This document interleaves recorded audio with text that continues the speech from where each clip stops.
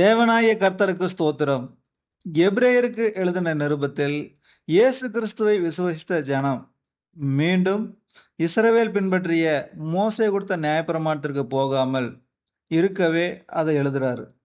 இந்த நிருபத்தில் பார்த்தீங்கன்னா 2 முறைமைகளை குறித்து ஆவியானவர் நமக்கு விளக்குகிறார். ஒன்று ஆரோனின் முறைமை, இன்னொன்று மெல்கிசேதேக்கின் முறைமை.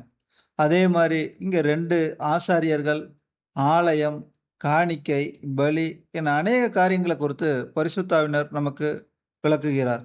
இதை நாம் வேதவசனத்தை ஆராய்ந்து நம்ம பார்ப்போம். ஜலப்பிரளயத்துக்கு அப்புறம் பார்த்தீங்கன்னா நோவாவின் சந்ததியிலிருந்து மூத்த மகனாய சேம் வம்ச வரலாற்றிலிருந்து தேராகனுடைய மகன் ஆபிராம கர்த்தர் அழைக்கிறார். நீ உன் தேசத்தையும் உன் இனத்தையும் உன் தகப்பனுடைய வீட்டையும் விட்டு புறப்பட்டு நான் உனக்கு காண்பிக்கும் தேசத்துக்கு போ. நான் உன்னை பெரிய ஜாதியாக்கி உன்னை ஆசீர்வதித்து உன் பேரை பெருமைப்படுத்துவேன். நீ ஆசீர்வாதமாய் இருப்பாய் என்று கர்த்தர் சொல்றார். ஆபிராமும் அந்த வார்த்தை விசுவசித்து தன் மனைவியாகிய சாராயையும் தன் சகோதரனுடைய குமாரனாகிய லோத்தையும் தாங்கள் சம்பாதித்த தங்கள் சம்பத் எல்லாவற்றையும் ஆரானிலே சௌரித்த ஜனங்களையும் கூட்டிக் கொண்டு கானான் தேசத்துக்கு போறார். இவங்க கானான் தேசத்துக்கு போய் சேர்ந்து அவர்கள் ஒருமித்து குடியிருக்க அந்த பூமி அவர்களை தாங்கக்கூடாது இருந்தது. அவர்களுடைய ஆஸ்தி மிகுதியாக இருந்தபடியால் அவர்கள் ஒருமித்து வாசம் பண்ண ஏதுவில்லாமற் போயிற்று. இப்போ இவங்களுக்கு ஆஸ்தி நிறையா இருக்குங்காட்டி ஆபிராமுடைய மந்தை மேய்ப்பருக்கும் லோத்தினுடைய மந்தை மேய்ப்பருக்கும் வாக்குவாதம் உண்டாச்சு. அதனால் 2 பேரும் பிரிகிறாங்க. லோத்து சோதோமுக்கு நேரே கூடாரம் போட்டார். அதற்கு எதிராக ஆபிராம் போறார். லோத்து சோதோமிலே குடியிருக்கும் போது 5 ராஜாக்கள் யுத்தம் பண்ணி லோத்தையும் அவன் பொருட்களையும் கொண்டு போய் விடுறாங்க.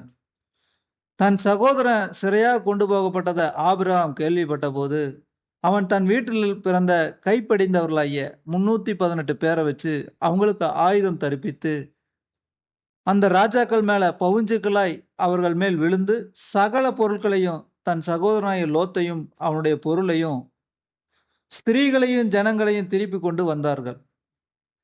அப்படி ஆபிராம் திரும்பி வரும்பொழுது உன்னதமான தேவனுடைய ஆசாரனாய் இருந்த சாலோமின் ராஜாவும் மெல்கிசேதேக்கு அப்பமும் திராட்சை ரசமும் கொண்டு வந்து அவனை ஆசீர்வதித்து வானத்தையும் பூமியும் உடையவராகிய உன்னதமான தேவனுடைய ஆசீர்வாதம் ஆபிராமுக்கு உண்டாவதாக என்று ஆசீர்வதிக்கிறார். இப்படி ஆசீர்வதித்து போகும்போது உடனே சோதோமின் ராஜா ஆபிராமை நோக்கி ஜனங்களை எனக்கு தாரும், பொருட்களை நீர் எடுத்துக்கொள்ளும் என்று சொல்றார். அதற்கு ஆபிராம் சோதோமின் ராஜாவை பார்த்து, ஆபிராமை ஐஸ்வர்யவனாக்கினேன் என்று நீர் சொல்லாதபடிக்கு நான் ஒரு சரட்டையாகிலும் பாதரட்சின் வாரையாகிலும் உமக்கு உண்டான யாதொன்றையாகிலும் எடுத்துக்கொள்ளேன் என்று சொல்றார். வானத்தையும் பூமியையும் உடையவராகிய உன்னதமான தேவனாகிய கர்த்தருக்கு நேராக என் கையை உயர்த்துவேன் என்று சொல்றார். இந்த காரியங்கள் நடந்த பின்பு இந்த காரியங்கள் ஆபிராம் வந்து கர்த்தருடைய வார்த்தைக்கு கீழ்ப்படிந்து உன் தேசத்தையும் உன் இனத்தையும் உன் தகப்பன் வீட்டையும் விட்டு புறப்பட்டு நான் உனக்கு காமிக்கும் தேசத்திற்கு புறப்பட்டு போ அப்படின்னு சொன்ன இந்த வார்த்தைக்கு அவர் கீழ்ப்படிஞ்சு அந்த தேசத்துல வந்து சேர்ந்துட்டார். இதுக்கப்புறம் கர்த்தருடைய தரிசனத்துல உண்டாகி, ஆபிராமே நீ பயப்படாதே, நான் உனக்கு கேடகமும் உனக்கு மகா பெரிய பலனுமாய் இருக்கிறேன். அதற்கு ஆபிராம், கர்த்தராகி ஆண்டவரே, அடியேனுக்கு என்ன தருவீர்? நான் பிள்ளை இல்லாமல் இருக்கிறேனே அப்படின்னு சொல்றார். அப்போ முதலாவது சொன்ன உடன்படிக்கை வந்து நிறைவேற்றிட்டாரு. உன்னை பெரிய ஜாதியாக்கி உன்னை ஆசிர்வதித்து உன் பேரை பெருமைப்படுத்துவேன், நீ ஆசிர்வாதமாய் இருப்பாய். இப்ப 2வது இதுக்கு எனக்கு பிள்ளை இல்லையேன்னு சொல்லி கேட்கிறார். அப்போ முதல் இதுக்கு அவர் கீழ்ப்படிஞ்சதுக்கே உன்னதமான தேவனுடைய ஆசாரியனாய மெல்கிசேதேக்கின் கையிலிருந்து அப்பத்தி ரசத்தை வாங்கிட்டார். இந்த அப்பத்தி ரசத்தை எடுத்துட்டு அவர் விசுவாசத்துக்குரிய ஓட்டத்தை ஓடணும். இப்போ 2வது உடன்படிக்கை அவர் என்ன சொல்றாரு? நீ வானத்தை அண்ணாந்து பார், நட்சத்திரங்களை எண்ண உன்னாலே கூடுமானால் அவைகளை எண்ணு, உன் சந்ததி இன் வண்ணமாய் இருக்கும் என்றார். அவன் கர்த்தரை விசுவசித்தான், அதை அவர் அவனுக்கு நீதியாக எண்ணினார். சந்ததி வந்து வானத்து நட்சத்திரங்களை போல இருக்கும்னு சொல்லி கர்த்தர் வந்து ஆபிராம் கூட உடன்படிக்கை பண்றார். அப்போ இந்த உடன்படிக்கையில அவர் கொடுக்கிற தரிசனம் தான் ஆபிராமுக்கு 13ஆம் வசனத்துல, உன் சந்ததியார் தங்களுடையதல்லாத அந்நிய தேசத்திலே பரதேசிகளாய் இருந்து அத்தேசத்தாரை சேவிப்பார்கள் என்றும் அவர்களால் 400 வருஷம் உபத்திரவப்படுவார்கள் என்றும் நீ நிச்சயமாய் அறிய கடவாய். இவர்கள் சேவிக்கும் ஜாதிகளை நான் நியாயம் தீர்ப்பேன். பின்பு மிகுந்த பொருள்களுடனே புறப்பட்டு வருவார்கள். நீ சமாதானத்தோடே உன் பிதாக்களிடத்தில் சேருவாய். நல்ல முதிர் வயதிலே அடக்கம் பண்ணப்படுவாய். இப்படி ஆபிராமுக்கு அவருடைய கடைசி மட்டும் உள்ள தீர்க்க தரிசனத்தை அவர் சொல்லிடுறாரு. இந்த உடன்படிக்கைய எந்த இடத்துல ஆபிராம் மீறாருன்னா, இந்த மெல்கிசேதேக்கின் அப்பத்தையும் இந்த திராட்சை ரசத்தையும் எடுத்து விசுவாச ஓட்டத்துல ஓட வேண்டிய ஆபிராம் தன்னுடைய மனைவியாகிய சாராளின் வார்த்தைக்கு செவி கொடுத்து, சாராய் எகிப்து தேசத்தால் ஆன தன் அடிமை பெண்ணாகிய ஆகாரை அழைத்து அவளை தன் புருஷனாகிய ஆபிராமுக்கு மறுமனையாட்டியாக கொடுத்தாள். இந்த சாராய் பேச்சை கேட்கிறப்போ இந்த உடன்படிக்கையும் அவர் மீறாரு. அந்த மெல்கிசேதேக்கோடைய அப்பமும் ரசமும் அங்க நின்னு போயிருக்கு. ஏன்னா விசுவாசத்துல ஓட வேண்டியவர் சாராய் பேச்சை கேட்டு வாக்குத்தத்தத்தின் பிள்ளை வர்றதுக்கு முன்னாடி, சுயாதீனத்துல வர வேண்டிய பிள்ளைக்கு முன்னாடி அடிமைத்தனவளிடத்துல ஆன பிள்ளை, மாம்சத்துக்குரிய பிள்ளை வந்துருது. இந்த பிள்ளை வந்தப்போ ஆகார் ஆபிராமுக்கு இஸ்மவேலை பெற்ற போது ஆபிராம் 86 வயதாய் இருந்தான். 86 வயசுல இஸ்மவேல ஆகார் வந்து கொடுக்குறாங்க. அதுக்கப்புறம் ஆபிராம் 99 வயதான போது, அப்படின்னா 13 வருஷம் அதுக்கப்புறம் கர்த்தர் பேசல. அதுக்கப்புறம் தான் கர்த்தர் பேசுறாரு. கர்த்தர் ஆபிராமுக்கு தரிசனமாகி, நான் சர்வ வல்லமை உள்ள தேவன், நீ எனக்கு முன்பாக நடந்து கொண்டு உத்தமமாய் இரு அப்படின்னு சொல்றார்.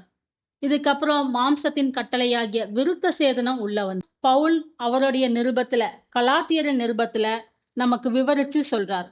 கலாத்தியர் நிருபத்துல 4ஆம் அதிகாரத்துல ஆபிராமுக்கு 2 குமாரர் இருந்தார்கள் என்று எழுதியிருக்கிறது. அடிமையானவளிடத்தில் பிறந்தவன் மாம்சத்தின்படி பிறந்தான், சுயாதீனம் உள்ளவளிடத்தில் பிறந்தவன் வாக்குத்தத்தத்தின்படி பிறந்தான். இவைகள் ஞான அர்த்தம் உள்ளவைகள். அந்த ஸ்திரீகள் 2 ஏற்பாடுகளாம். அப்போ 2 ஸ்திரீகளையும், ஆகாரையும் சாராயையும் 2 ஏற்பாடுகள் சொல்றார். இப்ப இந்த அடிமையானவள் வந்து ஆகார் என்பது அரபி தேசத்தில் உள்ள சீனாய் மலை. அந்த ஆகார் இப்பொழுது இருக்கிற எருசலேமுக்கு சரி. இவள் தன் பிள்ளைகளோடும் கூட அடிமைப்பட்டிருக்கிறாளே. மேலான எருசலேமோ சுயாதீனமுள்ளவள், அவளே நம் எல்லாருக்கும் தாயானவள். அப்போ இப்போ இருக்கிற எருசலேம்ல இருக்கிறவங்க, நியாய பிரமாணத்தை கடைப்பிடிக்கிறவங்க அடிமைப்பட்டு இருக்கிறாங்க. சுயாதீன பிரமாணத்துல வர்றவங்க நம் எல்லாருக்கும் தாயானவள் சொல்லி கலாத்தியர்ல பவுல் விளக்கமா எழுதுகிறார். அன்னைக்கு எப்படி, அதை குறித்து வேதம் என்ன சொல்லுகிறது? அடிமையானவளின் மகன் சுயாதீனம் உள்ளவனுடைய குமாரனோடு சுதந்திரவாளியாய் இருப்பதில்லை. ஆகையால் அடிமையானவளையும் அவளுடைய மகனையும் புறம்பே தள்ளு என்று சொல்லுகிறது. அப்போ நியாய பிரமாணமும் ஆரோனின் முறைமையும் மாம்சத்துக்குரிய கட்டளைகளா வந்தது. சுயாதீனம் உள்ள வாக்குத்தத்தத்தின் பிள்ளை வர மட்டும்தான் அது தேவைப்பட்டுச்சு. அதுக்கப்புறம் அதை வெளியே புறம்பே தள்ளணும். அதைத்தான் பவுல் இங்க எழுதியிருக்கிறார். மெல்கிசேதேக்கின் முறைமை ஆரம்பத்திலிருந்து வந்த ஓட்டம். ஆபிராம் ஒரே சந்ததிக்கு தகப்பனா அழைக்கப்பட்டவர். மாம்சத்துக்குரிய கட்டளைக்குள்ள போனங்காட்டிக்கு அவருடைய பேர் மாற்றப்பட்டு ஆபிரகாமா மாறுது. எல்லா ஜாதிகளுக்கும் அவர் தகப்பனாயிட்டார். ஆரோனின் முறைமையில் இஸ்ரவேலர் ஓடிய ஓட்டம் பூமிக்குரிய கானான் தேசம். ஆபிரகாமுக்கு கர்த்தர் கொடுத்த வாக்குத்தத்தத்தின்படி உன்னுடைய சந்ததி இவ்வண்ணமாய் சேர்ந்திருக்கும், இந்த தேசத்துல வந்து அவங்க சேர்ந்து இருப்பாங்கன்னு சொல்லி அவர் வாக்குத்தத்தம் கொடுத்தார். அப்ப அந்த வாக்குத்தத்தத்தை வந்து இந்த இஸ்ரவேல் ஜனங்கள் வந்து அடிமைப்பட்டு இருக்கிறப்ப அவர் நினைவு கூர்ந்து மோசேவை அனுப்பி அந்த கானான் தேசத்துக்கு கொண்டு போறதுக்காக அநேக அற்புதங்களையும் அடையாளங்களையும் 10 வாதைகள் இதெல்லாம் காமிச்சு செங்கடலை பிளந்து இந்த பூமிக்குரிய கானான் தேசத்துக்கு அவங்க யாத்திரை பண்றாங்க 40 வருஷமா. அந்த 40 வருஷ பிரயாணத்துல புருஷர்கள் மாத்திரம் 6,00,000 பேர், அது இல்லாம ஸ்திரீகளும் குழந்தைகளும் இருந்தாங்க. இந்த யாத்திரையில கானான் தேசத்தை போய் அடைஞ்சவங்க யாருன்னா, அதை விசுவசிச்ச யோசுவாவும் காலேபும் மத்த அவங்களுடைய சந்ததிகள் மட்டும்தான் போய் கானான் தேசத்துல சேர்றாங்க. சரி, இங்க வந்து மெல்கிசேதேக்கினுடைய முறைமையில அதே ஆபிரகாமுக்கு வானத்தின் நட்சத்திரங்களைப் போல நான் உன்னை பெருகவே பெருக பண்ணுவேன், உன்னுடைய சந்ததி இவ்வண்ணமா இருக்கும் சொன்னார். இந்த பரம கானான நோக்கி, அதாவது கிறிஸ்துவின் ரத்தத்தின் மூலியமா கழுவப்பட்ட மணவாட்டி சபை, இவங்க வந்து பரம கானான ஓடுற ஓட்டத்துக்கு நம்ம வந்து ஆவியானவருடைய துணையோட ஓடுறோம். ஆரோனின் முறைமையில வந்து வழிநடத்தினவர் வந்து மோசே. கர்த்தர் வந்து மோசேயை கொண்டு 40 நாள் அவருடைய பிரமாணங்களையும் இந்த ஜனங்களை எப்படி வழி நடத்தணும், அவருடைய பரலோகத்தின் மாதிரியான ஆசரிப்பு கூடாரத்துடைய வழிகள் எப்படி கட்டணும் அப்படிங்கிற எல்லா பிரமாணங்களையும் மோசே மூலியமா கொடுத்து அதை வந்து ஜனங்களுக்கு சொன்னார். இங்க மெல்கிசேதேக்கினுடைய முறைமையில வழிநடத்தி கொண்டிருப்பவர் பரிசுத்த ஆவியானவர். அப்ப இயேசு கிறிஸ்து வரப்போ யோவான் ஸ்நானகன் வந்து ஜலத்தினால் உங்களுக்கு ஞானஸ்தானம் கொடுப்பார். எனக்கு பின் ஒருவர் வருகிறார், அவர் வந்து பரிசுத்த ஆவியினாலும் அக்கினியினாலும் உங்களுக்கு ஞானஸ்தானம் கொடுப்பார். அப்ப பரிசுத்த ஆவியானவர் வந்து உங்களிடத்துல வரப்போ சகல சத்தியத்துக்குள்ளே நடத்துவார். அப்போ பரிசுத்த ஆவியானவர் தான் இந்த மெல்கிசேதேக்குள்ள முறைமையில சகல சத்தியத்தையும் புரிய வச்சு நம்மளுடைய மாம்சத்தின் ஓட்டத்தை எல்லாத்தையும் மாத்தி அதை ஆவிக்குரிய ஓட்டமாக மாத்துறார். ஆரோனின் முறைமையில இஸ்ரவேல் ஜனங்கள் கடைபிடிக்க வேண்டிய பிரமாணம் நியாய பிரமாணம். இந்த நியாய பிரமாணத்தை கர்த்தர் மோசேயை மலைக்கழைத்து அவருடைய கைகளினால் கற்பலகையில எழுதி கொடுத்தார். 10 கட்டளைகளை எழுதி கொடுத்தார். ஆனா நியாய பிரமாணத்துல 600க்கும் மேற்பட்ட கட்டளைகள் இருக்குது. மோசேயும் சில கட்டளைகளை கொடுக்கிறார். இது மோசேயினால் கொடுக்கப்பட்ட கட்டளை. இப்ப இந்த கட்டளைகளை வந்து அவங்க வந்து கடைபிடிக்கிறப்போ ஏதாவது ஒண்ணுல தவறி போனாலும் அவங்க நியாய பிரமாணத்தின்படி குற்றவாளிகள். இதுதான் நியாய பிரமாணம். மெல்கிசேதேக்கினுடைய முறைமையில் ஆவிக்குரியவர்கள் பின்பற்ற வேண்டிய பிரமாணம் வந்து கிருபையும் சத்தியமும். இப்ப கிருபைனா என்னன்னா, இஸ்ரவேலர்கள் அல்லாத புறஜாதியார் நம்ம தான், எல்லா ஜனங்களும் இஸ்ரவேலர்கள் அல்லாத எல்லாத்துக்குமே கிருபையா தேவன் என்ன கொடுத்தார்னா ரட்சிப்பை கொடுக்கிறார். ரட்சிப்பு என்பது தேவனுடைய ஈவு. அவர் வந்து கிருபையா வெளியே இருக்கிற நம்மளையும் இந்த இந்த சத்தியத்துக்குள்ள கொண்டு வரணுங்கிறதுக்காக, இந்த அவருடைய ஐக்கியத்துக்குள்ள கொண்டு வரணுங்கிறதுக்காக கிருபையா நம்மளைய சபைக்குள்ள அழைக்கிறார். சத்தியம்னா என்னன்னா, அன்னைக்கு பிரமாணத்தை வந்து நியாய பிரமாணத்தை வந்து கற்பலகையில எழுதி கொடுத்தாங்க. இன்னைக்கு இந்த மணவாட்டி சபையில அவருடைய கட்டளைகளை நம்முடைய இருதயத்துல வந்து எழுதணும்னு சொல்றார். அப்போ சத்தியம் வந்து இயேசு கிறிஸ்து பேசின ஒவ்வொரு வார்த்தையுமே சத்தியமான வார்த்தைகள். இன்றளவும் நமக்கு வந்து ஆவிக்குரிய ஓட்டத்துல அவர் என்ன ஆவிக்குரிய ஓட்டத்துல பேசி நமக்கு சொல்றாரோ அதுதான் சத்தியம். அதன்படி நடப்பதுதான் சத்தியத்துக்கு ஏற்றபடி நடப்பது. இந்த மாம்சத்துக்குரிய கட்டளைகளையும் இந்த கண்கள் பார்க்கிற நியாயப்பிரமாணத்தின் செய்கையும் செய்வது சத்தியம் கிடையாது.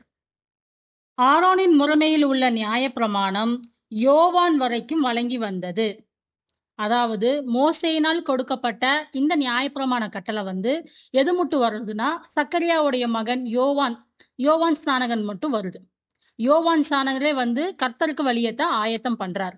அப்போ இந்த நியாயப்பிரமாணம் அது மட்டும் வந்துச்சு. ஏன்னா நியாயப்பிரமாணம் வந்து வரப்போறிய காரியங்களுக்கு நிழல். அந்த நிழலை வந்து நிஜமாக்கும்படியா இயேசு கிறிஸ்துவே வந்தாச்சு. இயேசு கிறிஸ்து வந்து அதை வந்து நிஜமாக்கிட்டார். அவர் கொடுத்த கட்டளைகளை, அவர் கொடுத்த எல்லா கட்டளைகளையும் அதோடைய நிஜம் வந்து இயேசு கிறிஸ்து தான். அதை வந்து நிறைவேற்றிட்டார். அடுத்தது மெல்கிசேதேக்கினுடைய முறைமையில் உள்ள ஆவிக்குரியவர்கள் கிருபையையும் சத்தியத்தையும் மணவாட்டி சபை எடுத்துக்கொள்ளும் வரை மட்டும் கடைபிடிக்க வேண்டும். இப்ப 2000 வருஷமா சபக்காலம் ஓடுதுன்னு சொல்றோம். இப்ப இந்த மணவாட்டி சபை ஆயத்தப்படும் வரைக்கும் இந்த மெல்கிசேதேக்கின் முறைமையில தான் நம்ம நடக்கணும்.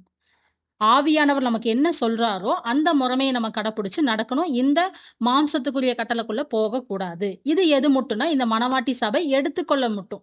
எடுத்துக்கொண்டதுக்கு அப்புறம் திருப்பி பழைய பிரமாணமே வந்துடும். ஒரு சபை இருக்கிறப்ப இன்னொரு சபை இருக்காது. ஏதாவது ஒரு ஆலயம் தான் இருக்கும்.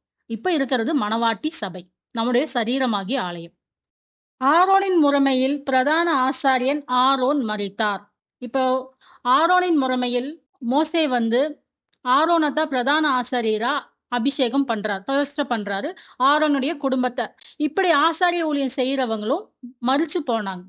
ஆனா இங்க நம்மளுடைய மெல்கிசேதேக்கின் முறைமையில மகா பிரதான ஆசாரியனாகிய இயேசு கிறிஸ்து மரித்தும் உயிரோடு இருக்கிறார். அவர் உயிரோட இருந்து பிதாவின் வலது பரிசத்துல உட்கார்ந்து மகா பிரதான ஆசாரியரா அவருக்கு கீழ்ப்படுகிற ஆத்துமாக்களுக்காக நித்தமும் ஜெபம் பண்ணி கொண்டிருக்கிறார். இந்த ஓட்டத்துல வழுவி போகாம இருக்கிறதுக்காகவும் ஆவிக்குரிய ஓட்டத்தை கடைசி மட்டும் அவர் எப்படி பிதாவின் சித்தத்தை நிறைவேற்றினாரோ அதே போல அவர் தெரிந்து கொண்ட அழைக்கப்பட்ட ஜனம் மணவாட்டி சபையும் பிதாவின் சித்தத்தை கடைசி மட்டும் செய்து முடிக்கிறதுக்காக கீழ்ப்படியும் ஆத்துமாக்களுக்காக அவர் அனுதினமும் ஜெபம் செய்து கொண்டு இருக்கிறார். ஆரோனின் முறைமையில ஆசாரியர்களுக்கு வம்ச வரலாறு உள்ளவர்கள்.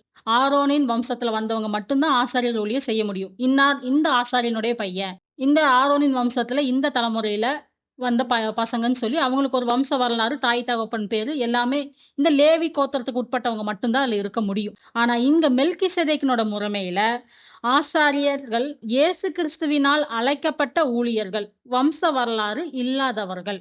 இங்க ஏன் வம்ச வரலாறு இல்லைன்னா இங்க கோத்திரமும் கிடையாது, வம்சமும் கிடையாது. இயேசு கிறிஸ்துவே பூமியில ஊழியம் செய்யறப்போ முதல்ல அவர் யோசேப்பின் குமாரன், மரியாளின் புத்திரன், தாவீதின் வேர், இப்படியெல்லாம் அநேக பெயர் கொடுக்கப்பட்டுச்சு. ஆனா சிலுவை மரணத்துக்கு போனதுக்கு அப்புறம் அவருடைய பேர் தேவனுடைய குமாரன். இந்த பேருக்காக தான் அவருடைய முழு ஊழியத்தை அவர் செஞ்சிருப்பார்.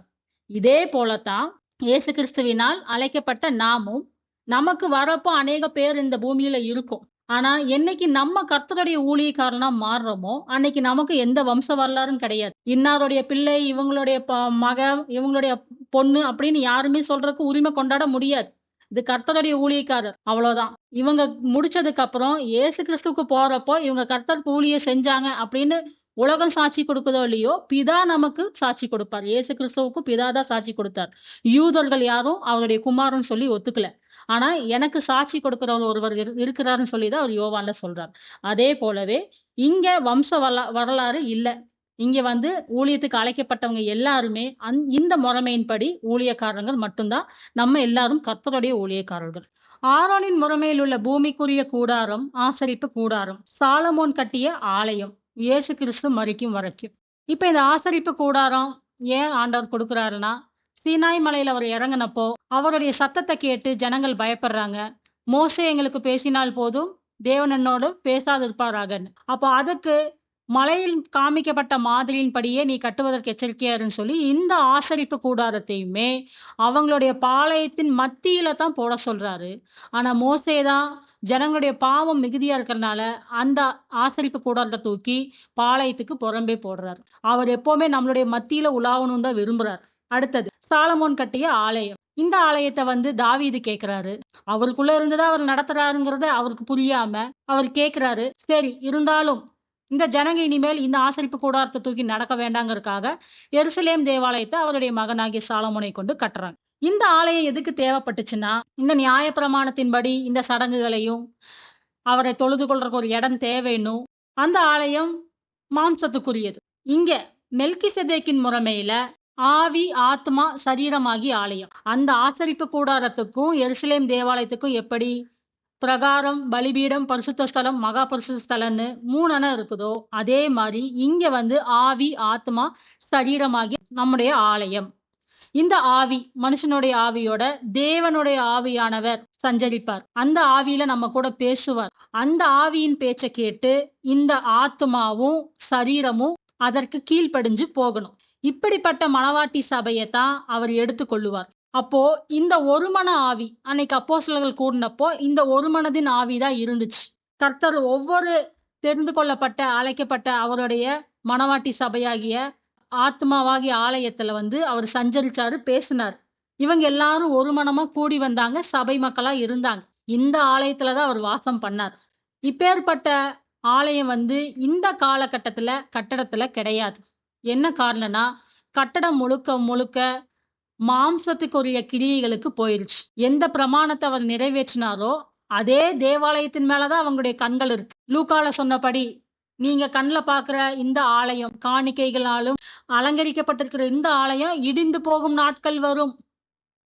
எப்ப வரும்? இந்த கடைசி காலத்துல எது வருகை சம்பவிக்கிறப்போ நம்மளுடைய எடுத்துக்கொள்ளுதல் சம்பவிக்கிறப்போ இந்த காணிக்கையினாலும் அலங்காரத்தால் கட்டப்பட்ட ஆலயம் எல்லாம் இடிஞ்சு போகும். இது ஆலயமே கிடையாது.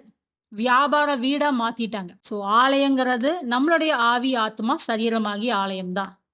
இந்த ஒரு மனமுள்ள ஆவிகள் மெல்கிசேதேக்கின் அப்பத்தையும் ரசத்தையும் இந்த உடன்படிக்கையை நினைவு கூர்ந்து, இந்த அப்பத்துல நம்மளுடைய ஆத்மா தான் அவருடைய ஆலயம், நம்மளுடைய சரீரம் தான் அவர் ஆலயம்னு சொல்லி இத பரிசுத்தப்படுத்துறதுக்கு அவருடைய அப்பமாகிய வார்த்தையை புசிக்கிறவங்க மட்டும்தான் இந்த ஆலயமாகவும் இருக்க முடியும். இந்த ஆலயம் தான் எடுத்துக்கொள்ளவும் படும். ஆரோனின் முறைமையில இஸ்ரவேல் ஜனங்கள் பாவத்திற்காக நியாயப்பிரமாணத்தோட கட்டளை நிழலானது. அவங்க நிழலா அவங்களுடைய பாவத்துக்காக ஆடு, மாடு, புறா இது எல்லாத்தையும் பலி செலுத்தி வந்தாங்க. வருடந்தோறும் பலியை செலுத்த வேண்டும். அப்ப அந்த பலியெல்லாம் செலுத்துறதுக்கு அவங்க இந்த பொருட்கள், இந்த ஆடு, மாடு, புறா இதையெல்லாம் கொண்டு ரத்தம் சிந்தி பலியை செலுத்தினாங்க. ஆனா இந்த பலியினால இந்த பிரமாணம் பூர்ணப்படல.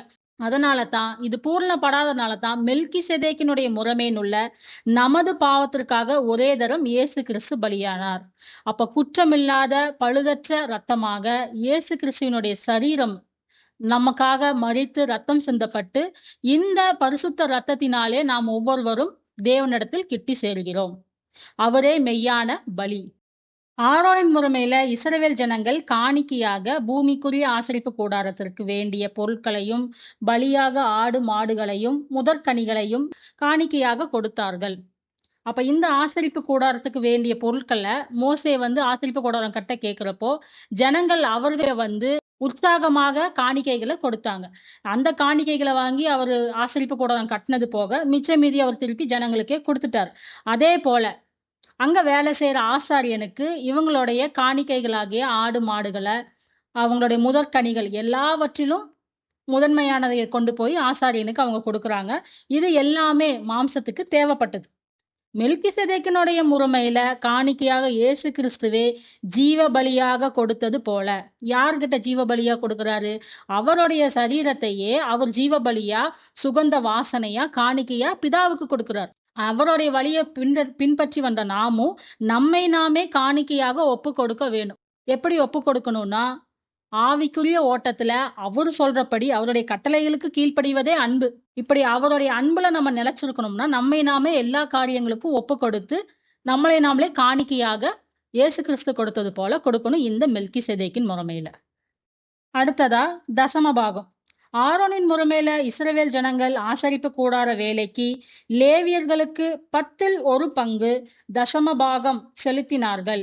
இது நியாயப்பிரமாணத்தின் கட்டளை. லேவியர்களுக்கு கர்த்தர் கொடுக்கும் சம்பளம். அந்த கண்களுக்கு முன்னாடி காணப்படுகிற கூடாரம், அந்த பூமிக்குரிய கூடாரத்துக்கு லேவி கோத்திரத்தை கர்த்தர் அவருடைய சுதந்திரமா எடுத்துக்கிறார். நீங்களே என்னுடைய சுதந்திரம். அப்ப மிச்சம் இருக்கிற 11 கோத்திரமும் இந்த லேவி கோத்திரத்துக்கு சம்பளம் கொடுக்கணும். அவங்களுடைய தசம பாகத்தை கொடுக்கணும். எல்லாவற்றிலும் 10% கொடுக்கணும். ஏன்னா அவங்க அந்த பூமிக்குரிய வேலையை வேற எந்த வேலைக்கு போகாம அதை செஞ்சாங்க. அது பிரமாணத்தின்படி சரி. அவங்க தசம பாகம் கொடுத்தாங்க. ஆனா இங்க மெல்கிசேதேக்கினுடைய முறைமையில ஆவி ஆத்மா சரீரமாகிய நாமே அந்த கூடாரம். இங்க கூடாரமே நம்ம தான். அவர் என்ன ஊழியம் சொல்றாரோ அதைத்தான் நம்ம செய்யணும். அப்போ இந்த கூடாரத்துக்கும் இந்த ஊழியக்காரனுக்கும் நீங்க யாருக்கு தசம பாகம் கொடுக்கணும்? என்ன காரணம்னு கேட்டீங்கன்னா அது மாம்சத்துக்குரிய கட்டளை. அங்க லேவியர் கொடுத்ததை நீங்க இங்கேயும் அதையே ஃபாலோ பண்ணீங்கன்னா இங்க பொருளாசை என்னும் விக்கிரக ஆராதனைன்னு சொல்றாரு. அப்போ தசம பாகம் நியாயப்பிரமாணத்துக்குரியது. இங்க ஆவி ஆத்மா சரீரமாகிய நாமே அந்த கூடாரம். இங்க தசம பாகம் கிடையாது. ஆரோனின் முறைமையில அபிஷேக தைலத்தால் ஆசாரியர்களை அபிஷேகம் செய்தார்கள். இந்த அபிஷேகம் செய்யறதும் இந்த தைலத்தை ஊத்துறதும் நம்ம நேரடியா கண்ணுல பார்க்க முடியும். ஏன்னா அந்த வம்சாவளியில வர அந்த கோத்திரத்தை வர ஆரோனின் குடும்பத்தை அடுத்த மகனையோ அதுக்கு வர அடுத்த மகனையோ அவங்க அபிஷேகம் பண்றதை நம்ம கண்கள் காண முடியும். இதைத்தான் நம்ம பழைய ஏற்பாடு ஃபுல்லா நம்ம பார்க்கிறோம். கண்டிப்பா ஆசாரியனுடைய மகன் அடுத்த ஆசாரியனா தான் இருப்பார். ஆனா இந்த மெல்கிசேதேக் முறைமையில ஆவிக்குரியவர்களுக்கு பரிசுத்த ஆவிய அபிஷேகம். பரிசுத்த ஆவியானவர் யார் மேல தங்குறாரு, அவங்க ஆவியினால ஏவப்பட்டு என்னென்ன கிரியைகள் செய்யறாங்க, அப்படிதான் இந்த ஊழியத்துக்கு அவர் அபிஷேகம் பண்றாரு கர்த்தர். இதை நம்ம மாம்ச கண்ணில் இல்ல அவங்களுடைய கிரியைகளினால நம்ம கண்டுபிடிச்சுக்கலாம். அதாவது அப்போஸ்தலர் நடபடியில எப்படி அநேகர் இயேசு கிறிஸ்துவினுடைய ஊழியக்காரன் தான் வருவாங்க. வந்தவங்க ஸ்டேஜில் ஏறி என்ன பேசுறாங்க, இவன் மாம்சத்துக்குரிய விஷயத்த பேசுறானா, ஆவிக்குரிய விஷயத்த பேசுறானா? இத நிதானிக்கிற அளவுக்கு சபையானது வசனத்துல தேறி இருக்கணும். இப்ப மாம்சத்துக்குரியத பேசுனா, அவன் இயேசு கிறிஸ்துவினுடைய ஊழியக்காரன் நல்லவன். இறங்கி போ சொல்லிருவாங்க. நீ ஆவிக்குரிய உன்னுடைய சரீரத்துக்கு பேசாம, நீ ஆவிக்கு ஏற்றபடி பேசுறீன்னா மட்டும்தான், பரலோக ராஜ்யத்துக்குரிய காரியங்கள பேசுறீன்னா மட்டும்தான், உன்னை இயேசுவின் ஊழியக்காரங்களாவே அவர் அங்கீகரிப்பாங்க. அப்பேற்பட்ட சபை தான் பரிசுத்த ஆவியினால் அபிஷேக தைலத்தினால் அபிஷேகம் பண்ணப்பட்ட சபை. ஆரோனின் முறைமையில பிரதான ஆசாரியனுடைய வஸ்திரம், தலைப்பாகை, உள்ளங்கி, கீழங்கி, இடைக்கச்சை, ஏபோத், ஊரீம், தும்மீம், வஸ்திரம் கிழியலாகாது. இது நம்முடைய மாம்ச கண்களுக்கு தெரியும். அப்போ பிரதிஷ்டை பண்ணப்பட்ட ஆரோனுக்கு வஸ்திரம் ரொம்ப முக்கியம். அதைத்தான் நம்ம லேவியர் ஆகமத்துல படிக்கிறோம். அப்ப அந்த வஸ்திரத்தை நம்மளுடைய கண்கள் காணுது. இந்த வஸ்திரம் அணியறதுக்காக ரத்தாம்பரம், இளநீல நூல், இப்படி அநேக விலை உயர்ந்த நூல்களால அதுல 12 கோத்திரத்தோட கல்லும் வச்சு நம்மளுடைய மாம்சத்துக்குரிய கண்களுக்கு முன்பாக தெரியுது. ஆனா இதோடைய ஞானார்த்தமாக ஆவிக்குரிய அர்த்தம் தலைப்பாகை, ரட்சிப்பு எனும் தலை சீரா. இப்படி இதை நம்ம ஞானார்த்தமா எடுத்து மெல்கிசேதேக்கினுடைய முறைமையில் நீதியின் வஸ்திரம், இயேசு கிறிஸ்து நீதிக்காக நின்றபோது அவருடைய மாம்சம் கிழிக்கப்பட்டது. இந்த நீதியின் வஸ்திரம் மாம்ச கண்களுக்கு தெரியாது. அப்போ இயேசு கிறிஸ்து நமக்கு நல்ல திஷ்டாங்கம். அவர் எப்படி நீதி செஞ்சார்? 30 வருஷம் அவர் நியாயப்பிரமாணத்தின்படி வாழ்ந்திருந்தோம். ஞானஸ்தானத்துல ஜலத்தினால் முங்கி எந்திரிக்கிறார். மோசே ஜலத்தினால் எடுக்கப்பட்டவன். அந்த மோசே மூலியமா நியாயப்பிரமாணத்தை கொடுத்த கர்த்தர் இயேசு கிறிஸ்து இந்த ஜலத்தினால் முங்கி அந்த நியாயப்பிரமாணத்துக்கு மறிச்சு கிருபை சத்தியத்துக்கும் எந்திரிச்சு ஆவியினால் நடத்தப்படுறார். ஆவியினால் நடத்தப்படுறப்போ மாம்சத்துல என்னென்ன பிரமாணத்தை அவங்க ஃபாலோ பண்ணாங்களோ அத்தனையும் அவர் நிறைவேற்றி முடிவடைந்து புதிதான சத்தியத்தை கொடுக்கிறார். நம்மளுடைய ஆத்மாக்கு தேவையான சத்தியத்தை அவர் கொடுக்கிறார். இப்படி சத்தியத்தை கொடுக்கிறப்போ இதுதான் இந்த மெல்கிசேதேக்கினுடைய அப்பமும் ரசமும். அதாவது அவருடைய வார்த்தையும் உடன்படிக்கையும். அவருடைய வார்த்தையை எடுத்துட்டு ஓடணும். ஆபிரகாம் தன் சகோதரன் சிறையாக கொண்டு போகப்பட்டதை ஆபிரகாம் கேள்விப்பட்ட போது, அதாவது அவருடைய சகோதரன் மகனுடைய லோத்து சிறைப்பட்டு போனதை கேள்விப்பட்ட போது, அவருடைய வீட்டுல வேலை செஞ்சுட்டு இருக்கிற 318 பேத்தை கொண்டு அந்த 5 ராஜாக்களோட அவர் யுத்தம் செஞ்சு அவரை மீட்டுக்கிட்டு வர்றார். அதாவது அவர் சகோதரனையும் அவருக்கு உண்டான பொருள்களையும் ஜனங்களையும் எல்லாத்தையும் மீட்டுட்டு வர்றார். இந்த நேரத்துல தான் உன்னதமான தேவனுடைய ஆசாரியனாகிய மெல்கிசேதேக்கோட கையிலிருந்து அப்பத்தையும் ரசத்தையும் வாங்குறாரு. அப்போ இங்க ஆபிரகாம் தன் சகோதரனுக்காக யுத்தம் பண்றப்பதான் இந்த மெல்கிசேதேக்கின் அப்பமும் ரசமும் அவருடைய கைகளுக்கு வருது. அதே மாதிரி தான் இயேசு கிறிஸ்துவும் தன்னுடைய சகோதரனாகிய நம்மளை மீட்கறதுக்காக இந்த அப்பத்தையும் ரசத்தையும் பிதாவின் கையிலிருந்து வாங்கிட்டு அவருடைய கிரியைகள் எல்லாவற்றையும் செஞ்சு முடிச்சுட்டு இந்த அப்பத்தையும் ரசத்தையும் அப்போஸ்தலர் கையில கொடுத்துட்டு போறாங்க. இந்த அப்போஸ்தலர்கள் இந்த அப்பத்தையும் ரசத்தையும் எடுத்துக்கிட்டு இயேசுவே கிறிஸ்து அப்படிங்கிற அப்பத்தை அவங்களுக்கு கொடுத்தாரு. அப்போ இயேசுவே கிறிஸ்துங்கிறதான் அன்னைக்கு உள்ள யூதர்களும் நியாயப்பிரமாணக்காரங்களும் நம்பல. அதுக்காக அவங்க அந்த அப்பத்தை எடுத்துட்டு ஓடினாங்க, போராடினாங்க. அப்புறம் ஒரு விருத்த சேதனமாகிய மாம்ச கட்டளை உள்ள வந்ததுக்காக எல்லா அப்போஸ்தலர்களும் அதுக்காக போராடினாங்க. ஆனா இன்னைக்கு லவோதிக்கேய சபையில நியாயப்பிரமாணத்தினுடைய எல்லா கட்டளைகளையும் நீங்க ஃபாலோ பண்றீங்க. இங்க விருத்த சேதனம் மட்டும்தான் இல்லையே தவிர நீங்க தசம பாகம், காணிக்கை, ஆலயம், பண்டிகை என்னெல்லாம் இருக்கோ எல்லாமே நீங்க ஃபாலோ பண்றீங்க. அப்போ இது தப்பு அப்படின்னு தான் நாங்க சொல்றோம். இந்த நீதிக்காக நிக்கிறவங்களுக்கு தான் நீதியின் வஸ்திரத்தை அவர் தரிப்பிப்பார். இந்த நீதிக்காக நீங்க நின்னீங்கன்னா கண்டிப்பா உங்களுடைய மாம்சமும் கிழிக்கப்படும். இயேசு கிறிஸ்துவை எப்படி கிழிச்சாங்க? வார்த்தையினாலையும், கலகக்காரன், பிசாசு பிடிச்சவன், கள்ள போதகன் இப்படின்னு அநேக வார்த்தையினால சொந்த ஜனம் எப்படி கிழிச்சுச்சோ, கடைசியா சிலுவை மரணத்திலேயே அவருடைய சரீரத்தை கிழிச்சுச்சோ, அதே போல இங்க இந்த நீதிக்காக நீங்க நிக்கிறப்போ உலகம் உங்களை பகைக்கும். ஆவியானவர் வந்தா என்னங்க சொல்லி கொடுப்பாரு? ஆவியானவர் உங்களிடத்தில் வரும் பொழுதும் சகல சத்தியத்துக்குள்ள நடத்துவாருன்னு சொல்றார். இங்க பாவமே என்னன்னு கேட்டீங்கன்னா இயேசு கிறிஸ்துவ விசுவசிக்காத பாவம். இப்ப கட்டடமாக சபை சொல்லுது, நாங்க எல்லாரும் இயேசு கிறிஸ்துவ தான் விசுவசிக்கிறோம் அப்படின்னு சொல்றீங்க. விசுவசிக்கிறீங்க. எப்படி விசுவசிக்கிறீங்க? நீங்க இயேசு கிறிஸ்துவ விசுவசிச்சுட்டு, மீண்டும், மீண்டும் நீங்க வந்து மாம்சத்துக்குரிய கட்டளையாகிய தசம பாகத்துக்குள்ளேயும், காணிக்கைகளுக்குள்ளேயும், கட்டடத்துக்குள்ளேயும் போனீங்கன்னா, அது எப்படி விசுவாசமா இருக்கும்? அவர் உங்களுடைய சரீரமாகிய ஆலயத்துல வாசம் பண்ணணும்னு தானே விரும்புறாரு. ஆவியானவர் வந்தா, பாவத்தை குறித்து, நீதியை குறித்து, நியாய தீர்ப்பை குறித்து கண்டித்து உணர்த்துவார். முதல்ல பாவம் என்னன்னு உணர்த்திட்டார். நம்ம விக்கிரக ஆராதனையில இருந்தாலும், இல்ல நீங்க கட்டிடமாகிய சபைக்குள்ள பொருளாசைக்குள்ள இருந்தாலும் அத கண்டிச்சு உணர்த்துறார். அடுத்தது நீதி. நீங்க கட்டடத்துக்குள்ள போறப்போ இந்த நீதியை வந்து கேட்க சொல்லுவார். யாருமே எந்த கேள்வியுமே கேட்காம, ஆட்டு மந்தையாட்ட உட்கார்ந்த சீட்லயே 40 வருஷம், 30 வருஷம் உட்கார்ந்துகிட்டே இருந்தீங்கன்னா, உங்களைய பரலோகத்துக்கு கூட்டிட்டு போய் அவர் என்ன பண்ணுவார்? நீங்க பரலோகத்துக்கு போய் என்ன பண்ண முடியும்? நீங்க இங்க இருக்கிற இந்த அற்ப மனுஷர்களுக்கு முன்னாடியே, நீங்க கர்த்தருக்காக நிக்கலைன்னா, அந்த நீதிக்காக நீங்க நிக்கலைன்னா, உங்கள பரலோக ராஜ்யம் கூட்டிட்டு போய் என்ன செய்ய முடியும்? அவரு நீதிக்காக நின்னார் இல்லையா? பிதாவின் சித்தம் இதுதான் தெரிஞ்சு, அந்த சித்தத்துக்காக சிலுவை மரணத்துல அவரே ஒப்புக் கொடுக்கிறார். அப்பதான் ஒரு கூட்டம் ரட்சிக்கப்பட்டு வரும். இது எல்லாத்தையும் அவர் தெரிஞ்சுதான் அந்த நீதிக்காக யாரு திட்டினாலும், என்ன சொன்னாலும், அன்னன்னைக்கு பிதா என்ன சித்தம் வச்சிருப்பாரோ அதை நிறைவேற்றுறார். அப்பேற்பட்ட ஓட்டத்த தான் நமக்கு குடுப்பாரு. நீங்க கண்ல பார்க்குற இந்த மாம்சத்துக்குரிய ஓட்டத்துக்கே உங்க எல்லாத்தையும் நீங்க ஒப்புக் கொடுத்தீங்கன்னா, அது எப்படி நீதியாகும்? இது எல்லாமே சரின்னு இருந்துச்சுன்னா, அப்புறம் ஏன் பவுல் இவ்ளோ வசனம் எழுதுறாரு? நியாய பிரமாணத்தினால் ஒருவனும் தேவனிடத்தில் கிட்டி சேர்வதில்லை. நியாய பிரமாணத்தை போதித்து உங்களுடைய ஆத்துமாக்களை கலங்கடிக்கிறார்கள். இப்படின்னு கலாத்தியர் முழுக்க நியாயப்பிரமாணத்தையும் அவருடைய எல்லா எபேசு, கொரிந்து எல்லா சபைகளுக்கும் நியாயப்பிரமாணம் தப்பு, தப்பு, தப்புன்னு ஏன் இவ்வளோ சொல்றாரு? இதெல்லாம் படிச்சு உங்க கண்கள் அடைக்கப்பட்டிருக்குன்னா, நீங்க ஒரு தாட்டி நீதிக்கு நிக்கல அப்படின்னா, உங்க கண்கள் அடைக்கப்பட்டு போயிரும். நீங்களா நெனச்சுக்கலாம், நாங்க ஓடுற ஓட்டம் கரெக்ட்டு தான். இதுதான் பிசாசுடைய தந்திரம். பிசாசினுடைய தந்திரத்துக்கு எதிர்த்து நில்லுங்க.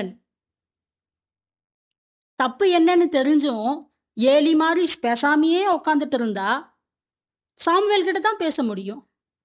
நீங்க வயசுல மூத்தவங்களா இருந்தாலும், நீங்க பல வருஷம் ஊழியக்காரர்களா இருந்தாலும், இது தப்பு அப்படின்னு ஒரு சிறு குழந்தை, ஆவிக்குரிய குழந்தைங்க வந்து சொன்னா, உங்களுக்கு ஏத்துக்கறக்கு இருதயம் இல்லைன்னா, நீங்க நீங்க வந்து ஏலிய போல செத்தவனா தான் இருப்பீங்க. ஆவியில் மரித்தவங்க தான் அநேகர் இப்ப கட்டடமாகி சபையில இருக்கிறீங்க. உங்க ஆவியெல்லாம் செத்து கிடக்குது. ஏலி எப்படி நீதிக்காக நிக்கலையோ, அவங்களுடைய சொந்த குமாரரே ஆசரிப்பு கூடாரத்துல அவ்வளோ அசுத்தமான வேலைகளையும், அசிங்கத்தையும் பண்றப்போ, கண்டும் காணாம உட்கார்ந்திருந்தாரு. அப்ப அவங்க வம்சமே அழிக்கப்பட்டது. கர்த்தர் எவ்வளவோ சொல்லியும் அந்த நீதிக்கு அவர்னால நிக்க முடியல. நீதியின் வசனத்துல பழக்கம் இல்லாதவங்களுக்கு மெல்கிசேதேக்கின் மர்மம் புரியாதுங்க. ஏன்னா நீங்க எல்லாத்தையுமே மாம்ச கண்ணுகளுக்கே பார்த்து ஓடுறீங்க. நீங்க எப்படி இயேசு கிறிஸ்துவ விசுவசிக்கிறீங்கன்னு சொல்ல முடியும்? எதுக்கு விசுவசிக்கிறீங்க? உங்களுக்கு நோய் நொடியிலிருந்து குணமாக்குவாருன்னா? உங்களுக்கு காசு பணம் குடுப்பாருன்னா? உங்களுடைய கடனெல்லாம் தீர்ப்பாருன்னா? இதையெல்லாம் தீர்த்துட்டா, நீங்க பரலோகம் போயிற முடியுமா? அப்ப நீங்க என்ன சிலுவைய தூக்குனீங்க? நீங்க அவருடைய நீதிய என்ன செஞ்சீங்க? விக்கிரகாராதன தப்புன்னு, விக்கிரகாராதன செய்றவங்க கிட்ட நீங்க நேரடியா சொல்லியிருக்கீங்களா? அதுக்கே நீங்க வந்து பூசி மொழுவுறீங்களே! இதையும் வச்சுக்கங்க, அதையும் வச்சுக்கங்கன்னு எப்படி? இதுதான் குளிரும் இல்ல, அனலும் இல்ல. ஒண்ணா நீ குளிரா இரு, இல்லைன்னா அனலா இரு. இப்படியே வெதுவெதுப்பாவே ஓடிட்டு இருக்க முடியுமா? வாந்தி தான் வரும். நீதி செய், நீதி செய், நீதி செய்ன்னு தப்புன்னு உணர்ந்துட்டா நிக்கணுங்க. தசம பாகம் காணிக்க தேவையில்ல. இது கர்த்தர் உங்களுக்கு உள்ளான மனசுல உணர்த்துனாருன்னா, அத போடக்கூடாது. கட்டடமாகி ஆலயம் இல்லைன்னா நிக்கணும். நீங்க திருப்பியும் ஆர்சியிலருந்து வரப்பவே அங்க எப்படி பயமுறுத்துறாங்களோ, உங்களுக்கு நீங்க செத்தீங்கன்னா கல்லறை கிடைக்காது. உங்க கல்யாணத்துக்கு எங்க போவீங்க? என் புள்ளைக்கு நான் கல்யாணம் பண்ணணுமே! நான் மரிச்சா 4 பேர் வரணுமே! இதுக்கு 4 சபை வேணுமே! கொரோனால எல்லாரும் தானே மரிச்சாங்க. யாருக்கு எந்த சபை இருந்துச்சு? உங்க கண்களுக்கு முன்னாடி இவ்ளோ திஷ்டாங்கமா 2 வருஷம் குவாரண்டைன்ல எல்லாரும் வீட்டுக்குள்ள தானே உட்கார்ந்திருந்தீங்க. அப்போ உங்களுடைய சபை என்ன நீதி செஞ்சுச்சு? இன்னும் இந்த மாம்சம் செத்தா என்ன பண்ணும்? இன்னும் 4 பேர் வந்து விசாரிக்கணுமே!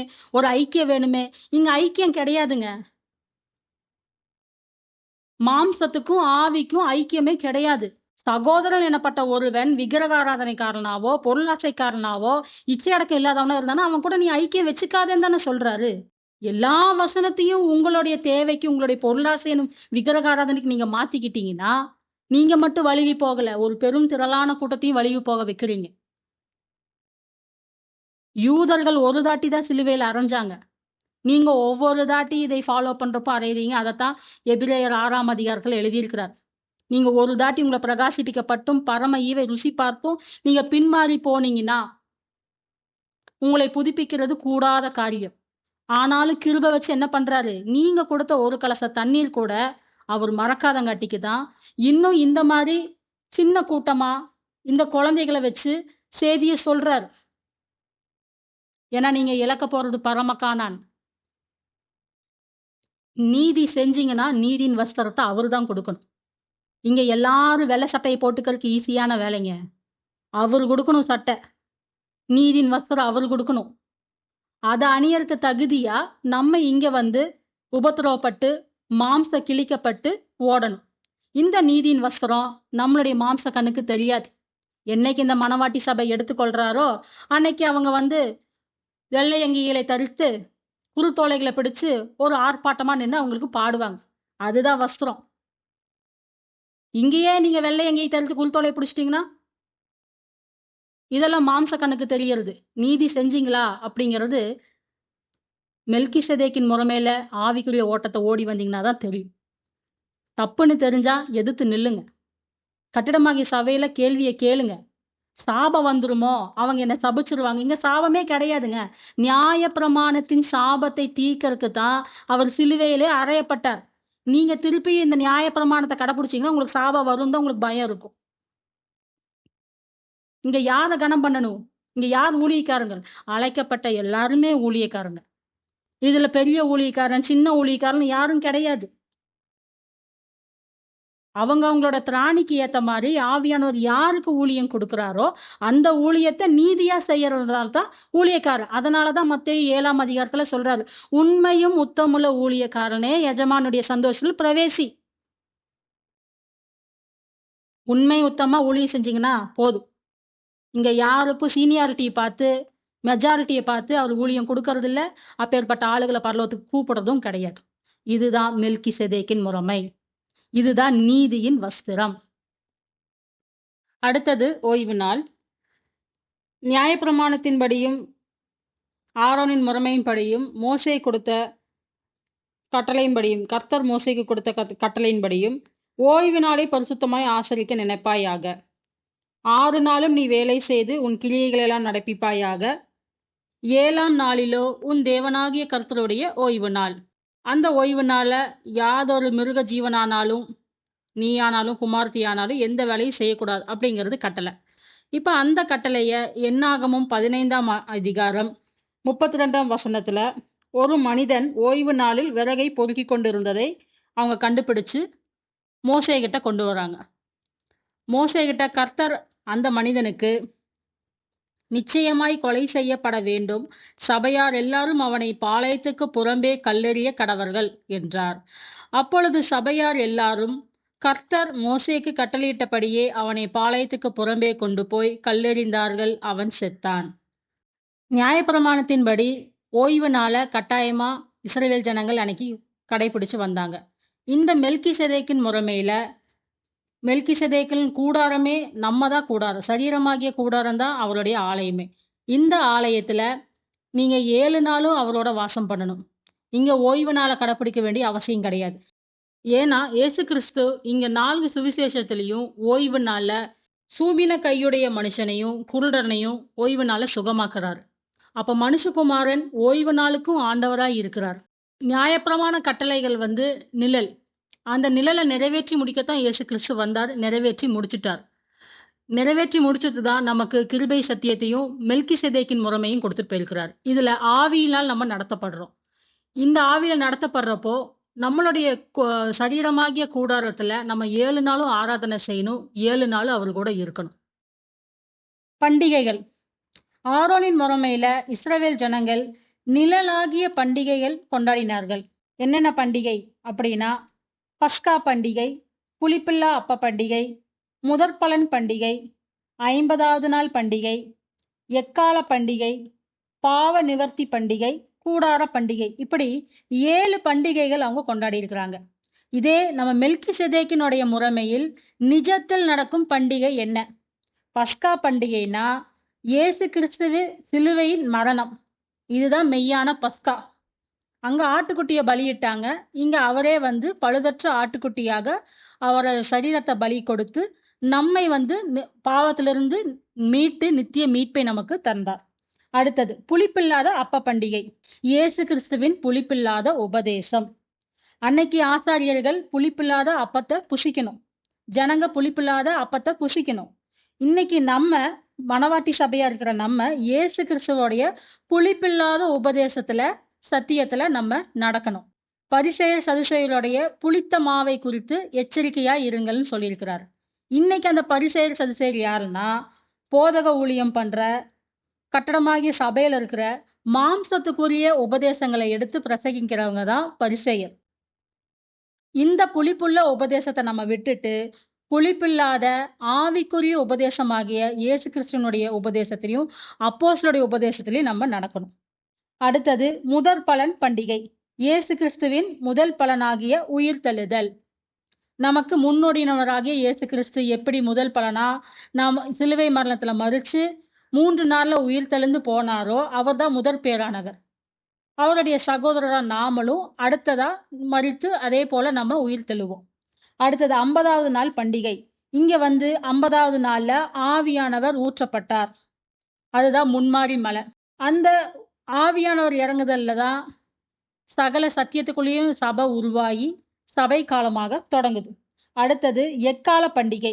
ஆவிக்குரியவர்கள் ரகசிய வருகையில் எடுத்துக்கொள்ளப்படுதல். அங்க எக்கால பண்டிகைய மாம்சத்துல அவங்க எக்காலம் ஊதி செலிப்ரேட் பண்ணாங்க. இங்க வந்து ஆவிக்குரியவர்களுக்கு எடுத்துக்கொள்ளுதல் அப்போ நமக்கு எக்கால சத்தம் நம்மளுடைய ஆவிக்குரிய காதுகள்ல தொனிக்கணும்.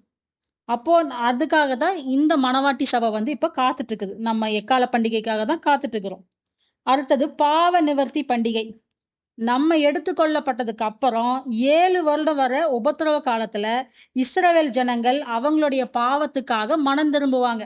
என்ன பாவம்? வந்த கிறிஸ்துன்னு ஏத்துக்கல. அந்த பாவத்துக்காக மனம் திரும்பி வருவாங்க. அதுதான் 7 வருடம் உபத்திரவ காலத்துல நடக்கிற பாவ நிவர்த்தி பண்டிகை. அடுத்ததா கூடார பண்டிகை. 1000 வருட அரசாட்சி. இங்க வந்து நிழல்ல வந்து இஸ்ரவேல் ஜனங்கள் வந்து கூடாரம் போட்டு அந்த பண்டிகையை கொண்டாடினாங்க.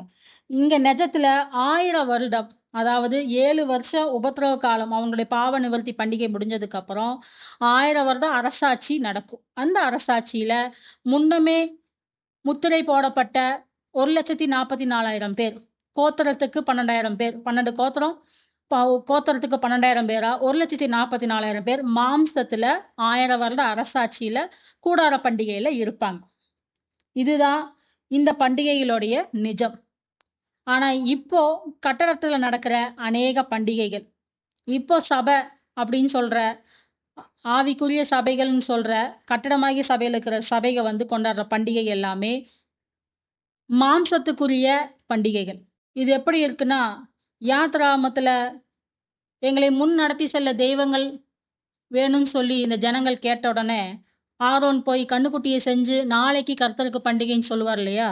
அதே மாதிரி தான் நீங்க கொண்டாடுற கிறிஸ்மஸ் ஆகட்டும், ஈஸ்டர் ஆகட்டும், பிறந்த நாள் ஆகட்டும், வேற என்ன பண்டிகை நீங்க கொண்டாடினாலும் நாட்களை விசேஷித்துக் கொள்ளுகிறவன் கர்த்தருக்கென்று விசேஷித்துக் கொள்ளுகிறான் அப்படின்னு ஒரு வசனத்தை பிடிச்சிட்டு எப்படியாவது இந்த கூட்டத்தை கூட்டணும்னு சொல்லி நீங்க பண்டிகைகளை கொண்டாடுறீங்க. மொத்தமே ஆவிக்குரிய சபைக்கு இதுதான் பண்டிகை. இந்த பண்டிகை எல்லாமே ஆவிக்குரிய விஷயத்தை கொள்ளது. அப்ப ஆவிக்குரியவர்களா அழைக்கப்பட்ட நீங்க திருப்பி மாம்ச சிந்தைக்கு போறதுக்கு அவ்வளோ புத்தியினரா அப்படின்னு சொல்லி கலாத்தியர்ல பவுலே கேட்கிறார். ஆவிக்குரிய ஓட்டத்தை ஆரம்பிச்ச நீங்க திருப்பி மாம்சத்துக்கே போறீங்களே. நாட்களை விசேஷித்துக் கொள்றேன்னு சொல்லி உங்களுக்கு என்னைக்கெல்லாம் லீவு நாள் கிடைக்குதோ, தீபாவளி, பொங்கல் எல்லா லீவு நாளையும் நீங்க வார்த்தை யூஸ் பண்றேன்னு சொல்லி நீங்க வார்த்தையை மட்டும் யூஸ் பண்ணதில்லை. இன்னைக்கு எப்படி கிறிஸ்மஸுக்கு கேக்கு, உள்ள பிரியாணி இதெல்லாம் வந்துச்சோ, அதே மாதிரி அநேக புறஜாதிகளுடைய பண்டிகைகளும் அவங்கள சந்தோஷப்படுத்துற காரியங்களும் இந்த சபைக்குள்ளேயே வந்துருச்சு. 3வது சபையாகிய பெர்கமோல வந்த பிழையாமின் உபதேசம் இது. பிழையாமின் உபதேசம் எதுனா, உங்களுக்கு நேரடியா நியாய தீர்ப்பை கொண்டு வரணும்னா பாலாக் ராஜாக்கு ஐடியா கொடுத்த பிழையாம் மாதிரி தான். இந்த ஜனங்களை அவர்களோடு கலந்துருங்க. இந்த பண்டிகைகளை அவங்க கூட கலந்துருங்க. இந்த அந்நிய தேவர்களுக்கு செய்யற பண்டிகையில சபைக்குள்ள கொண்டு வந்துட்டா நியாய தீர்ப்பு வந்துரும். இதுதான் பிழையாமின் உபதேசம். இந்த பிழையாமின் உபதேசத்தின்படி தான் 3ஆம் நூற்றாண்டில் வந்த ஆர்சி சபை சோரம் போச்சு. அதே இப்ப நீ கொஞ்ச நாள் கழிச்சு எல்லா சபைக்குள்ளேயும் வந்து இப்ப லவோதிக்கேயா சபையில பிழையாமின் உபதேசம், யேசபேலின் உபதேசம் எல்லா உபதேசம் இருக்கிறனால தான் இந்த சபைய நிர்வாணி, குருடன், தரித்திரன் அப்படின்னு எல்லா பேரையும் அவர் கொடுத்திருக்கிறார். அடுத்து மெல்கிசேதேக்கினுடைய முறைமையில நிஜத்துல ஆவிக்குரியவர்கள் கொண்டாட வேண்டிய பண்டிகை எதுன்னா எக்கால பண்டிகை. இந்த பண்டிகைக்காக தான் சபை காத்துட்டு இருக்குது. இந்த பண்டிகையோடைய நிஜத்தை நம்ம கொண்டாடணும்னா நிழலாகிய இந்த மாம்சத்துக்குரிய பண்டிகை எல்லாத்தையும் நீங்க விட்டுறணும். அப்பதான் உங்களுடைய ஆத்தும காதுகள் திறக்கப்படும். நீங்க மாம்ச சத்தத்துல இந்த பண்டிகையுடைய சத்தத்துல இருந்தீங்கன்னா உங்களுடைய ஆத்தும காதுகள் திறக்கப்படாது. இந்த எக்கால சத்தம் உங்களுடைய காதுகள்ல தொனிக்காது. அடுத்தது சடங்குகள். ஆரோனின் முறைமையில இஸ்ரவேல் ஜனங்கள் வந்து போஜன பானங்களும் பலவித ஸ்நானங்களும் சரீரத்துக்கேற்ற சடங்குகளும் இருந்தன. இப்ப நம்மளுக்கு தெரிந்திருக்கிறபடி நியாயப்பிரமாணத்தின்படி இந்த முறைமையில அநேக சடங்குகள் இருக்கு. ஏன்னா 10 கட்டளைகள் மட்டும் கிடையாது. 600க்கும் மேற்பட்ட கட்டளைகள் இருக்கு. லேவி கோத்திரத்துக்கும் ஆசாரிய ஊழியம் செய்ற ஆசாரியருக்கும் அநேக சடங்குகள் அவங்க செய்யணும். இது பத்தாததுக்கு பரிசேயர்னு ஒரு கூட்டம் இருக்கு. இந்த சடங்குகளை இன்னும் கடினமாக்கி இங்க இருந்து இவ்வளோ தூரம் கைய கழுவணும், இங்க இருந்து இவ்வளோ தூரம் கால கழுவணும், அங்கே இப்படி இருக்கணும், இப்படி உட்காந்து சாப்பிடணும், அப்படி தெளிக்கணும், தண்ணி இப்படி தெளிக்கணும், சாப்பிட்றதுக்கு முன்னாடி இதெல்லாம் பண்ணணும், இப்படி அநேக சடங்குகள். இதெல்லாம் உங்களுக்கு ஏற்கனவே கட்டணமாகிய சபையில உங்க போதகர்கள் பெரிய பெரிய வரலாறு புக் வச்சு சொல்லியிருப்பாங்க. சரி, இந்த சடங்குகள்லாம் வந்து ஆரோனின் முறைமையில இருக்கு. இதை திருப்பி விவரிக்க வரல. மெல்கிசேதேக்கின் முறைமையில ஆவிக்குரியவர்கள் மாம்சத்துக்குரிய எந்த சடங்குகளும் இல்ல. ஆனா இங்கேயும் நீங்க கட்டடமாகிய சபையில உங்களுக்கு ஏதாவது ஒரு சடங்கு மொத்தத்துல செய்யணும். இங்க வந்து எந்த சடங்குமே கிடையாது. எல்லாம் ஆவிக்குரிய விஷயம் தான். நீங்க அதிலேயே வசனத்துல இருக்கிற கால்களை கழுவுதல், அப்பத்தை பிட்டு கொடுத்தார், ரசத்தை குடித்தார்கள். இதை எல்லாத்தையுமே சடங்கா எடுத்துக்கிட்டீங்க. இப்ப கால கழுவுறது தாழ்மையை குறிக்கிற விஷயம். இயேசு கிறிஸ்து அவருடைய சீஷர்களுடைய கால்களை கழுவினார். அது அவருடைய தாழ்மையை குறிக்குது. இங்க எல்லா போதகர்களும் நீங்க ஸ்டேஜ்ல உட்காந்துக்கிட்டு வர விசுவாசிகள் எல்லாத்தையும் மாத்தி அவங்க புடிச்சவங்க கால கழுவிக்கிறது. இதனால இந்த சரீரமாகிய சபைக்கு என்ன பிரயோஜனம்? ஒருத்தர் கால கழுவுறதுனால உங்களுக்கு தாழ்மை வந்துருமா? அது கழுவுனவங்க காலையவே பல வருஷமா கழுவிட்டு இருந்தா தாழ்மை வந்துருமா? எந்த சடங்குகள்னாலையும் பிரயோஜனம் இல்லைன்னு உங்களுடைய மாம்ச அறிவுக்கே புரியும். அடுத்தபடியா அப்பத்தை பிட்டு புசித்தார்கள், ரசத்தை குடித்தார்கள் அப்படின்னா ஆசில ஒரு அப்பம் கொடுக்குறாங்க. இங்க வந்தா நீங்க உங்களுக்கு அவங்கவங்க சௌரியத்துக்கு ஒரு பண்ணையோ, ஒரு ரொட்டி துண்டையோ, இல்ல நீங்க சுட்ட அப்பத்தையோ குடுக்குறீங்க. இந்த அப்பத்த புசிக்கிறதுனால நீங்க திருவிருந்த அபாத்திரமா புசிக்கிறது இல்லையா? இந்த விருத பத்தியே அவரு சொன்னாரு. இதை புசிக்கிறதுக்கு எல்லாரும் எதுக்கு கூடி வராட்டி, பவுல் சொன்னபடியே புசிக்கிறதுக்கு அவங்கவங்க வீடு இல்லையா? இதை சாப்பிட்றதுக்கு எதுக்கு சபைக்கு கூடி வரீங்க? அப்பமாகிய வசனத்தை தானே பிட்டு சாப்பிடணும். ரசமாகிய உடன்படிக்கையில நீங்க இருக்கீங்களான்னு தான் நிதானிச்சு பார்க்கணும்.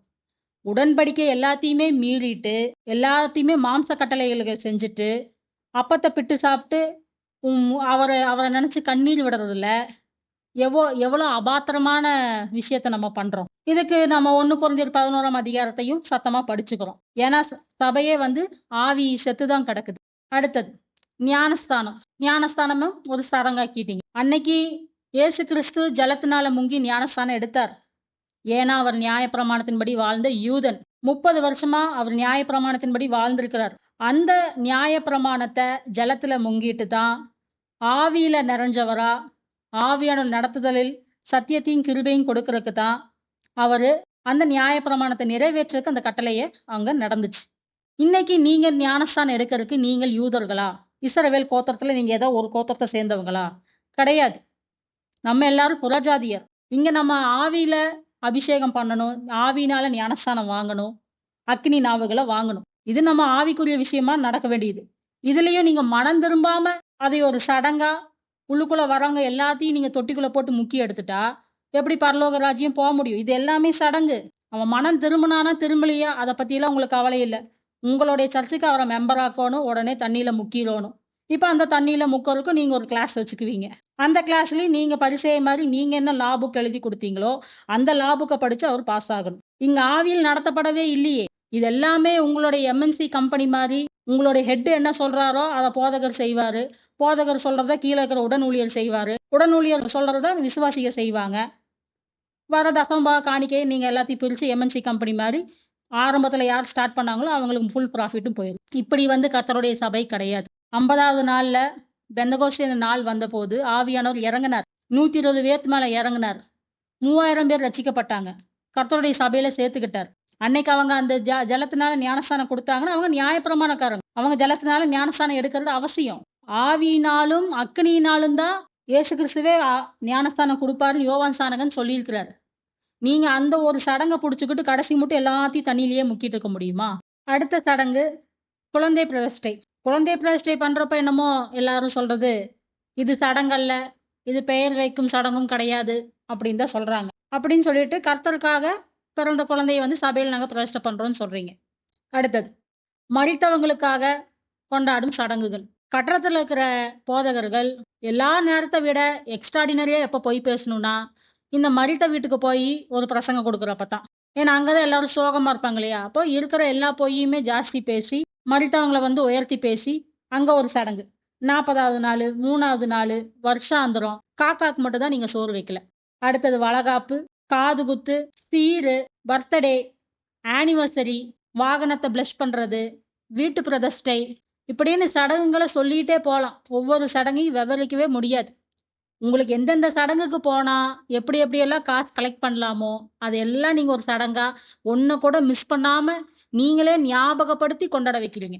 வாகனத்த பிரதிஷ்டை பண்றீங்களே, பவுலும் தான் கப்பல் பிரயாணம் பண்ணாரு. கப்பல் பிரயாணத்துல சேத வரும்னு ஆவியானவர் சொல்லிட்டாரு. அப்ப உங்கள மாரி பவுலும் அந்த வாகனத்த பிரதிஷ்டை பண்ணியிருக்கலாம்ல்ல. சேதப்பட்டாலும் போய் சுவிசேஷ ஊழியத்துக்காக ஓடணும். அப்படித்தான் ஊழியக்காரர் இருக்கணுமே தவிர, நீங்க இங்க வாங்குற ஆடி காருக்கும், சாதாரண நேனோ காருக்கெல்லாம் பிளஸ் பண்ணிட்டு உட்கார்ந்துக்கிறதுக்கு ஊழியக்காரன் தேவையில்ல. மெல்கிசேதேக்கின் முறைமையில மாம்சத்துக்குரிய எந்த சடங்குமே கிடையாதுங்க. நீங்க சடங்காச்சாரத்த திருப்பி ஃபாலோ பண்ணிட்டு இருந்தீங்கன்னா, உங்களுக்குள்ள எகிப்து தான் இருக்குது.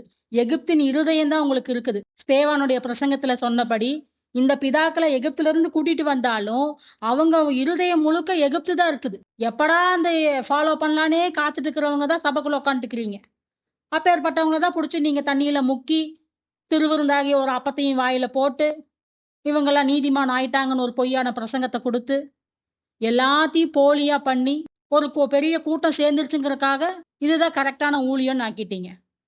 கூட்டம் சேர்ற இடம் சபை இல்லைங்க. ஒரு மனமுள்ள ஆவி இருக்கிற இடம் தான் சபை. அது கர்த்தருடைய சபையா இந்த முறைமையில இருக்கணும். அடுத்ததா, ஆரோனின் முறைமையில ஆசாரியர்கள் வந்து தேவ சமூக அப்பங்களை புசித்தார்கள். தேவ சமூகத்துல வந்து புளிப்பில்லாத அப்பத்த அனுதினமும் வைக்கணும். அந்த அப்பத்த ஆசாரிகள் மட்டும்தான் புசிக்கணும் அப்படின்னு ஒரு பிரமாணம் இருந்துச்சு. அந்த பிரமாணத்த தாவீது தான் மீறுவார். அவர் பசியா இருக்கிறப்போ, அந்த தேவ சமூகத்து அப்பத்த வந்து என்ன பண்றாரு? அவரு சாப்பிட்டது மட்டும் இல்லாம, அவரு கூட இருந்த மத்த போர் சேவகர்களையும் அந்த சமூக தப்பங்கள சாப்பிட வச்சாரு. அதனால அநேக ஆசாரியர்கள வந்து சவுல் ராஜா வந்து கொன்னு போடுறாரு. இது நம்ம வந்து வாசிச்சிருக்கிறோம். அப்போ அந்த தேவ சமூகத்து அப்பத்துக்கு அவ்வளோ கனம் இருக்கும்னா, அவ்வளோ மதிப்பு இருக்கும்னா, அதாவது நியாயப்பிரமாண கட்டளையில. இந்த மெல்கிசேதேக்கின் முறைமையில எந்த அப்பம்? மெல்கிசேதேக்கினுடைய முறைமையில் வானத்திலிருந்து இறங்கிய அப்பம் இதுவே. வானத்திலிருந்து இறங்கிய அப்பம் எதுங்க? இயேசு கிறிஸ்து தான். அவர் சொல்ற ஒவ்வொரு வார்த்தையும் தான் அப்பம். இது உங்கள் பிதாக்கள் புசித்த மன்னாவை போல அல்ல. யாத்ராமத்துல உங்க பிதாக்கள் புசித்த மன்னா மாதிரி கிடையாது. ஏன்னா அந்த மன்னாவை சாப்பிட்டவங்க மரிச்சாங்க. அந்த மன்னாவை 40 வருஷமா சாப்பிட்டவங்க மரிச்சாங்க. மெய்யான அப்பமாகிய இயேசு கிறிஸ்துவின் வார்த்தையை புசிக்கிற நமக்கு அந்த மரணம் கிடையாது. நம்ம நித்திரை அடைந்து அவரோடு கூட எடுத்துக்கொள்ளப்படுவோம். இந்த அப்பத்தை புசிக்கிறவன் எவனோ என்றென்றைக்கும் பிழைப்பான். நானே ஜீவப்பம், நானே ஜீவ தண்ணீர். என்னை புசிக்கிறவன், என் ரத்தத்தில் பானம் பண்ணுகிறவன், கடைசி நாளில் நான் உயிரோட எழுப்புவேன் அப்படின்னு சொல்லியிருக்கிறார். அப்ப அவருடைய வார்த்தையை புசிச்சு, அவர் ரத்தமாகிய புதிய உடன்படிக்கையில நித்தம் நம்ம இருக்கிறோமான்னு நிதானிச்சு பார்க்கறதா இந்த அப்பத்தை புசிக்கிறது, இந்த ரசத்தை பானம் பண்றது. அதை ஒவ்வொரு தாட்டியும் நீங்க திராட்சை ரசமா ஊத்தி கிளாஸை தூக்கி நிறுத்துறதுல இல்ல. இதுல யாரும் உடன்படிக்கையை நிதானம் பண்ண முடியாது. ஏன்னா நீங்க அதை மாம்சத்துக்கு செய்றீங்க. அவருடைய வசனத்தை புசிக்கணும். அந்த வசனத்தை பங்கு வச்சுக்கிறதுக்கு தான் ஒரு மனமுள்ள சபை கூடி வரணும். வசனத்துல சோர்ந்து போறவங்க, ஓட்டத்துல கொஞ்சம் மாறி போறவங்கள, இந்த சகோதரரை நீங்க ஜாக்கிரதையா இருந்து அவங்கள அன்பு செலுத்தி கண்டிச்சு உணர்த்தணும். அப்படிதான் பவுல் சொல்றார். அன்பு வந்து அநியாயத்தில் சந்தோஷப்படாமல் சத்தியத்தில் தான் சந்தோஷப்படும். இதுதான் இயேசு கிறிஸ்து கொடுத்துட்டு போன அன்பு. மொத்த பிரமாணத்தையும் மொத்த நியாய பிரமாணத்தையும் 2 கட்டளைக்குள்ள அடக்கிட்டார். உன் தேவனாகிய கர்த்தரை முழு உள்ளத்தோடும் முழு ஆத்துமாவோடும் முழு இருதயத்தோடும் அன்பு கூர்வாயாக. உன்னை நீ அன்பு செலுத்துவது போல பிறனை நீ நேசிப்பாயாக. மொத்த கட்டளையும் இந்த 2க்குள்ள அடங்கிருச்சு. இந்த கட்டளைக்கு எதுக்கு தேவையில்லாத மாம்சத்துக்குரிய சடங்குகளும் மாம்சத்துக்குரிய கிரியைகளும்? கிருபை சத்தியத்தை ஃபாலோ பண்றவங்க ஆபியஸாவே நியாயப்பிரமாணத்தையும் ஃபாலோ பண்ணிடுவாங்க. அது எல்லாமே இதுக்குள்ள அடங்கிருச்சுன்னு தான் பவுல் சொல்றாரு. ஆனா நீங்க இதை நிறைவேற்றுறேன்னு சொல்லி நீங்க கிறிஸ்தவர்கள் காமிச்சுக்கிறதுக்காக நீங்க மாம்சத்துக்குரிய கிரியையெல்லாம் செய்றீங்க. நீங்க போற தான தர்மமாகட்டும், நீங்க கொடுக்குற தர்ம சகாயங்களாகட்டும், இதெல்லாம் எல்லா இன மக்களும் பண்றாங்களே. நீங்க காசு கொடுத்தீங்க, சோறு போட்டீங்க, ட்ரெஸ்ஸை கொடுத்தீங்க, வீடு கட்டி கொடுத்தீங்க. இதுக்காக உங்களை கொண்டு போய் எப்படி பரலோகத்துல வைக்க முடியும்? ஐஸ்வர்யவான் லாசர்ல சொல்ற மாதிரி, ஐஸ்வர்யவான்கள் பரலோக ராஜ்யத்தில் பிரவேசிப்பது கடினம் அப்படின்னா பணக்காரன் யாரும் போக மாட்டான்னு அர்த்தமா? இல்ல லாசரு தரித்திரம்லாம் இருந்தனால ஆபிரகாம் மடிக்கு போனாரு, அதனால பிச்சைக்காரனா இருந்தா போயிட முடியுமா? நிதானிங்க மக்களே. நீங்க ஐஸ்வர்யவான், ஆவிக்குரிய ஐஸ்வர்யவான். நியாய பிரமாணத்தையும் கிருபை சத்தியத்தையும் கலந்து போதிச்சு உலகத்துல நீங்க சம்பீர்ணமா வாழ்ந்தீங்கன்னா உங்களுக்கு பாதாளம்தான். தரித்திரனாகிய லாசரு கிருபையும் சத்தியத்தை மட்டும் உண்மையும் உத்தமமா பிரசங்கிச்சனால தான் ஆபிரகாமுடைய மடிக்கு போறார். எல்லாரும் சொல்றபடி மக்களை பிரியப்படுத்துற ஊழியம் பண்ணீங்கன்னா உங்களை அறியேன்னு தான் சொல்லுவார். தேவனுக்கா மனுஷனையா? யாரை பிரியப்படுத்த ஊழியம் பண்றீங்க? மனுஷனை பிரியப்படுத்தினா நீ தேவனுடைய ஊழியக்காரன் அல்லவே. எந்த பிரசங்கத்தை கேட்டாலும் நம்ம யாரையும் நியாயம் தீர்க்கக்கூடாது, யாரையும் நியாயம் தீர்க்கக்கூடாதுன்னா, நியாயம் தீர்க்கக்கூடாதுங்கிறது என்ன அர்த்தம்னா, நீங்க வரவே மாட்டீங்கன்னு சொல்றது தான் நியாயம் தீர்க்கிறது. நியாய தீர்ப்ப சொல்றது வந்து நியாயம் தீர்க்கிறது கிடையாது. அப்படி இல்லைன்னா இங்க யாருமே ஊழியம் செய்ய முடியாது. நோவால இருந்து நீதியை பிரசங்கித்தவனாகிய நோவா என்ன நீதி பிரசங்கிச்சாரு? ஜலப்பிரளயம் வரும், மனம் திரும்பி பேழைக்குள்ள வாங்கன்னு பிரசங்கிச்சாரு. அவ ஜலப்பிரளயம் வரும்னு சொன்னா உடனே நியாயம் தீர்க்கிறதுன்னு அர்த்தமா? நியாய பிரமாணத்தின் கட்டளையை நீங்க ஃபாலோ பண்ணீங்கன்னா அதோடைய சாபங்கள்னாலே நீங்க சாவீர்கள்ங்கிறாரு. இது உடனே நியாயம் தீர்க்கிறதா? எல்லா ஊழியர்களும் ஆரோனின் முறைமையில் இந்த கனமான ஊழியத்துக்கு அழைக்கப்பட்டாலே ஒருவனாலும் செய்ய. ஆரோனுக்கு அந்த கனமான ஊழியனா அவர் அத்தனை பாவத்தையும் அவர் மேல சுமந்துக்கிட்டாரு. இன்னைக்கு உங்களை யார் அதை சுமக்க சொன்னா? அதான் உங்களுக்காக தேவ ஆட்டுக்குட்டியா அவர் வந்து சுமந்து பாவத்தை தீர்த்துட்டாரு. நீங்க அவர் வழியில ஃபாலோ பண்ணா போதும். நீங்க கனமான பாவத்தையும் சுமக்க வேண்டாம். ஆரோன் போல எல்லா பாவத்தையும் உங்க தலையில வச்சுக்கவும் வேண்டாம்.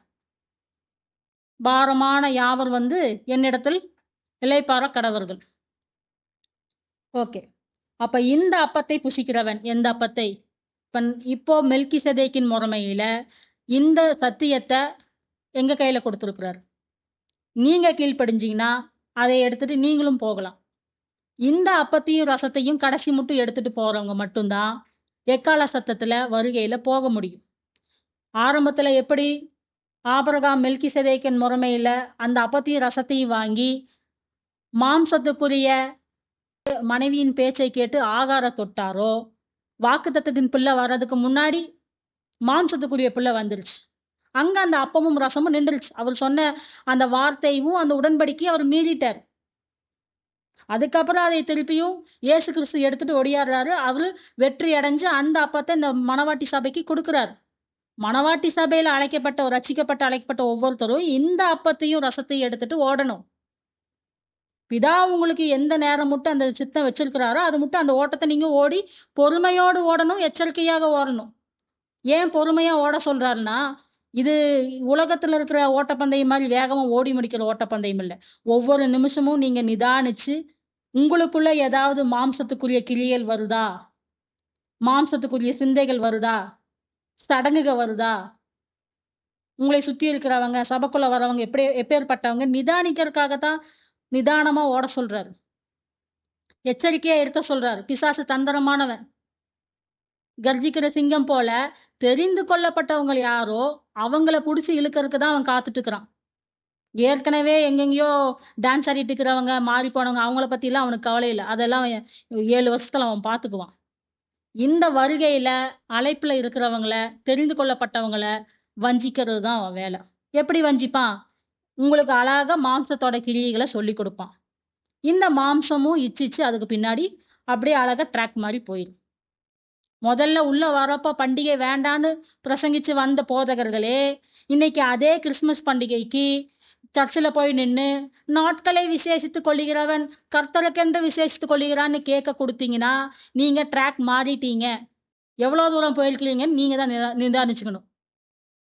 அதே மாரி காணிக்கை வாங்கக்கூடாது, காசு பணத்துக்காக ஊழியம் கிடையாதுன்னு சொன்னவங்க, நீங்க எப்போ பர்த்டே பார்ட்டிக்கும், ஆனிவர்சரிக்கும், வீடு பிரதிஷ்டைக்கும், வண்டி வாங்குன பிரதிஷ்டைக்கும் காச வாங்குறீங்களோ, அன்னைக்கே உங்களுடைய ட்ராக் மாறிருச்சு. இது நியாயம் தீர்க்கிறது இல்ல, நியாய தீர்ப்பு. இங்க நியாயம் தீர்க்கறதுக்கு ஒருவனுக்கும் அதிகாரம் கிடையாது. ஆனா, ஆவியானவர் சொல்ற நியாய தீர்ப்ப சொல்றது தான் நீதியான ஊழியம். உத்தமமான ஊழியம். இந்த மெல்கிசேதேக்கின் அப்பத்தை புசிக்கிறவன் எவனோ, அவன்தான் என்றென்றைக்கும் பிழைப்பான். இந்த அப்பத்த ரசத்தையும், அவர் வருமளவும், அவருடைய மரணத்தையும், இந்த சிலுவை மரணத்தையும், இந்த இரத்தமாகிய அவர் உடன்படிக்கையை நினைவு கூர்றவன் மட்டும்தான் கடைசி நாளில அவர் எழுப்புவர். மாம்சத்துக்குரிய சடங்கு பண்ற ஒருத்தர்னாலையும் இத நிதானிக்கவே முடியாது. உங்க வேதாகமத்துல நியாயப்பிரமாணத்தின் சடங்கு என்னன்னு ஆராய்ச்சி பண்ணுங்க. அதையவே நீங்க திருப்பியும் கட்டடத்துல பண்றீங்கன்னா, அது சபையே கிடையாது. அதை விட்டுட்டு வர முடியல அப்படின்னா, அதுதான் இருக்கிறதே பெரிய பாவம். ஏன்னா, நீங்க இயேசு கிறிஸ்துவ விசுவசிக்கல. விசுவசிக்கிறேன்னு சொல்லிட்டு எல்லா தப்பையும் பண்ணிட்டே இருந்தா எப்படிங்க ஆகும்? யாத்திராகமத்துல இஸ்ரவேல் ஜனங்கள் வந்த மாரி தான். எனக்கு பொன்னினாலேயோ, வெள்ளியினாலேயோ எந்த சிலையும் செய்யாதீங்கன்னு சீனாய் மலையில இறங்குறப்பவே சொன்னார் இல்லையா? 20வது அதிகாரத்திலேயே சொன்னார் இல்லையா?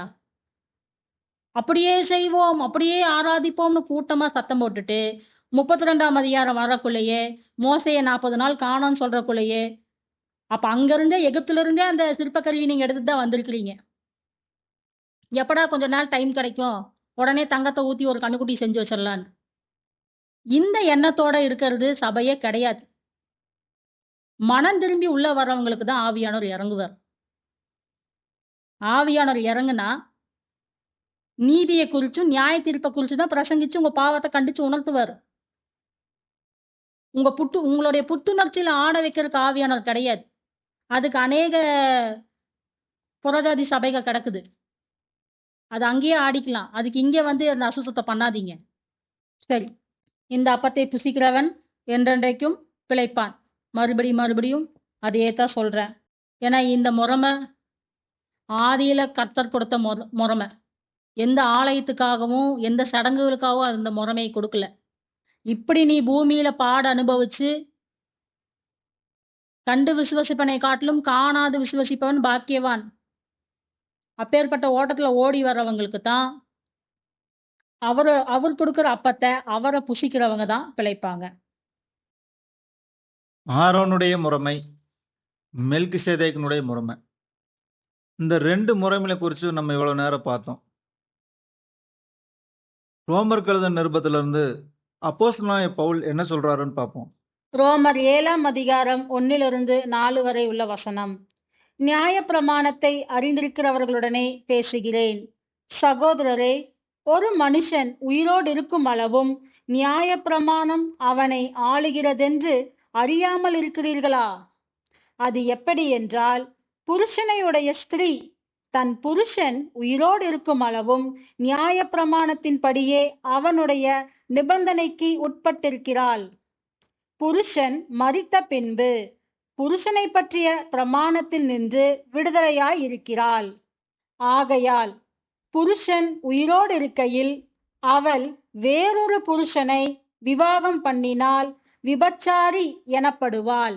புருஷன் மரித்த பின்பு அவள் அந்த பிரமாணத்தில் நின்று விடுதலையானபடியால் வேறொரு புருஷனை விவாகம் பண்ணினாலும் விபச்சாரி அல்ல. அப்படி போல என் சகோதரரே, நீங்கள் மரித்தோரிலிருந்து எழுந்த கிறிஸ்து என்னும் வேறொருவருடையவர்களாகி தேவனுக்கென்று கனி கொடுக்கும்படி கிறிஸ்துவின் சரீரத்தினாலே நியாய பிரமாணத்துக்கு மரித்தவர்களானீர்கள். இப்ப கட்டடமாகிய சபையில பாத்தீங்கன்னா அப்போஸ்தலனாகிய பவுல் சொன்னதெல்லாம் எடுத்துக்கிறீங்க. அப்போஸ்தலனாகிய பவுல் தெளிவாக தான் இருக்கிறாரு, நியாயப்பிரமாணத்துக்கு மரித்தவர்கள் ஆனீர்கள். அப்ப கிருபையும் சத்தியத்துல இயேசு கிறிஸ்து மணவாளனா இருக்கிறாரு, அவர் உயிரோடு இருக்கிறாரு. ஆனா கிருபை சத்தியத்தை நம்ம கொடுத்துருக்கிறாரு. இந்த கிருபை சத்தியத்துல வந்த நீங்க மறுபடியும் மாம்சக்கட்டளை நியாயப்பிரமாணத்துக்கு போகும்போது விபச்சாரம் செய்யறீங்க. அதாவது லிட்டரலா சொல்ல போனா உங்க மனைவி வேறொருத்தங்கிட்ட நீங்க உயிரோடு இருக்கும்போது வேறொருத்தங்கிட்ட போனா அதான் விபச்சாரம். அப்போ உங்களுக்கு எப்படி கோபம் வரும்? அதே மாதிரிதான் மணவாளனுக்கும். ஆவிக்குரியவர்களா நம்ம இருந்துட்டு மாம்சத்துக்குரிய கட்டளை கீழ்ப்படிஞ்சீங்கன்னா இதுதான் விபச்சாரம். எப்படி நம்ம பரலோகத்துக்கு போக முடியும்? நாங்கள்லாம் பரலோகத்துக்கு போயிடுவோம், நாங்கள்லாம் வருகையில போயிடுவோம் சபையே சொல்லுது. ஆனா தசமபாகம் வாங்கிக்கிறீங்க, காணிக்கையும் வாங்கிக்கிறீங்க, ஓய்வு நாளையும் கொண்டாடிக்கிறீங்க, எல்லா சடங்குகளும் இருக்குது. எப்படி போகும்? இதே வேசித்தனத்தை குறித்து சொல்லணும்னா அந்த புருஷன் உசுரோடு இருக்கும்போது இந்த சரீரத்தை வித்து போடுறதுதான் வேசி. அதே மாதிரி புருஷன் நம்மளுடைய இயேசு கிறிஸ்து உசுரோடு இருந்து கிருபை சத்தியத்தையும் கொடுத்துருக்கிறாரு. நம்ம அதையே வாங்கிட்டு இந்த மாம்சத்துக்குரிய கட்டளைகளை போதிச்சு தசமபாகம் காணிக்க இனி பொருளா எது வாங்கினாலுமே இதைத்தான் வேசித்தனங்கிறார், வேசிகளின் பிள்ளைங்கிறார். இப்ப நீங்க போற கட்டடத்துல என்ன இருக்குது? விபச்சாரமும் வேசித்தனம் தான் இருக்கு. இங்க போய் நீங்க கர்த்தர் உலாவுகிறார், பரிசுத்த ஆவியானவர் இறங்குகிறார் சொன்னா எப்படி இறங்குவார்? இந்த விபச்சாரத்தை நீங்க பார்க்கும்போது எதிர்த்து நிக்கணும். இதுக்குத்தான் நம்ம அழைக்கப்பட்டிருக்கிறோம். நல்ல போராட்டத்தை போராடினேன், ஓட்டத்தை முடித்தேன், விசுவாசத்தை காத்து கொண்டேன் பவுல் எழுதுறது. இப்ப நல்ல போராட்டம் என்னது? எல்லா சத்தியத்தையும் கையில கொடுத்ததுக்கு அப்புறம் போராட வேண்டிய நம்ம, பிசாசுக்கு எதிர்த்து போராட வேண்டிய நம்ம, அது கூட காம்ப்ரமைஸ் ஆயிடும். பெர்கமு சபையில் எப்படி நடந்துச்சு அதே தான் இப்பவும் நடக்குது. அந்த 6 சபைகளை விட லவோதோக்கிய சபை அனலும் இல்லை குளிரும் இல்லை. நீ குருட, நிர்பாகியவன், பரிதபிக்கப்பட்டவன், இன்னும் அநேக வார்த்தைகள் சொல்றாரு. ஏன்னா பரமக்கான ருசி பார்த்துட்டு நான் ஐஸ்வர்யன்னு சொன்னா எப்படி? அதனால லூக்கா 16 சொல்றாரு, ஐஸ்வர்யவான் 2 பிரமாணத்தையும் போதிச்சு சம்பேரணமாய் வாழ்ந்து பாதாளம் போறான். தரித்திரனாகிய லாசரு இந்த கிருபையும் சத்தியத்தையும் போதிச்சு வர்ற மாம்சத்துக்குரிய உபத்திரவத்தை தாங்கிக்கிட்டு கிறிஸ்துவுக்காக ஓடுறான். அவன் ஆபிரகாம் அடிக்கு போறாப்ல. அவங்கவுங்களுக்குன்னு ஒரு ஓட்டம் இருக்கு. அவங்கவுங்க சிலுவையை அவங்கவுங்க தான் சுமக்க முடியும். நீங்க இப்ப போற இத்தனை வார்த்தைகளும் எதுக்கு சொல்றோம்னா, நீங்க போற கட்டடத்துல நீதிக்கு நிக்கணும். அந்த நீதிக்கு நிற்கும் போதுதான் நீதியின் வலதுகரம் உங்களை தாங்கும். சும்மா பேசிக்கலாம், பைபிள் 40 டைம் படிச்சுட்டேன், 50 டைம் படிச்சுட்டேன்னா ஒரு யூஸும் கிடையாது. பைபிளோட வார்த்தைக்கு கீழ்ப்படியணும். கர்த்தருடைய வார்த்தை விசுவசித்து கீழ்ப்படிஞ்சாதான் நீதிமான்கிறார். இதுதான் பைபிள் சொல்லி கொடுக்குது. கர்த்தருடைய வார்த்தைக்கு கீழ்ப்படிவதே அன்பு. பொருளாசைன்னு விக்கிரக ஆராதனை பண்ணக்கூடாதுன்னா பண்ணக்கூடாது. இப்ப மணவாட்டி சபைன்னு சொல்றீங்களே, நாங்கெல்லாம் பரலோகம் போயிருவீங்களே அப்படின்னு நம்ம எல்லாரும் சொல்றீங்க. மணவாட்டி சபைன்னு எல்லாரும் சொல்றீங்களே, மணவாளனுடைய அன்பு, மணவாள் குறிச்சு நீங்க என்ன புரிஞ்சு வச்சிருக்கிறீங்க?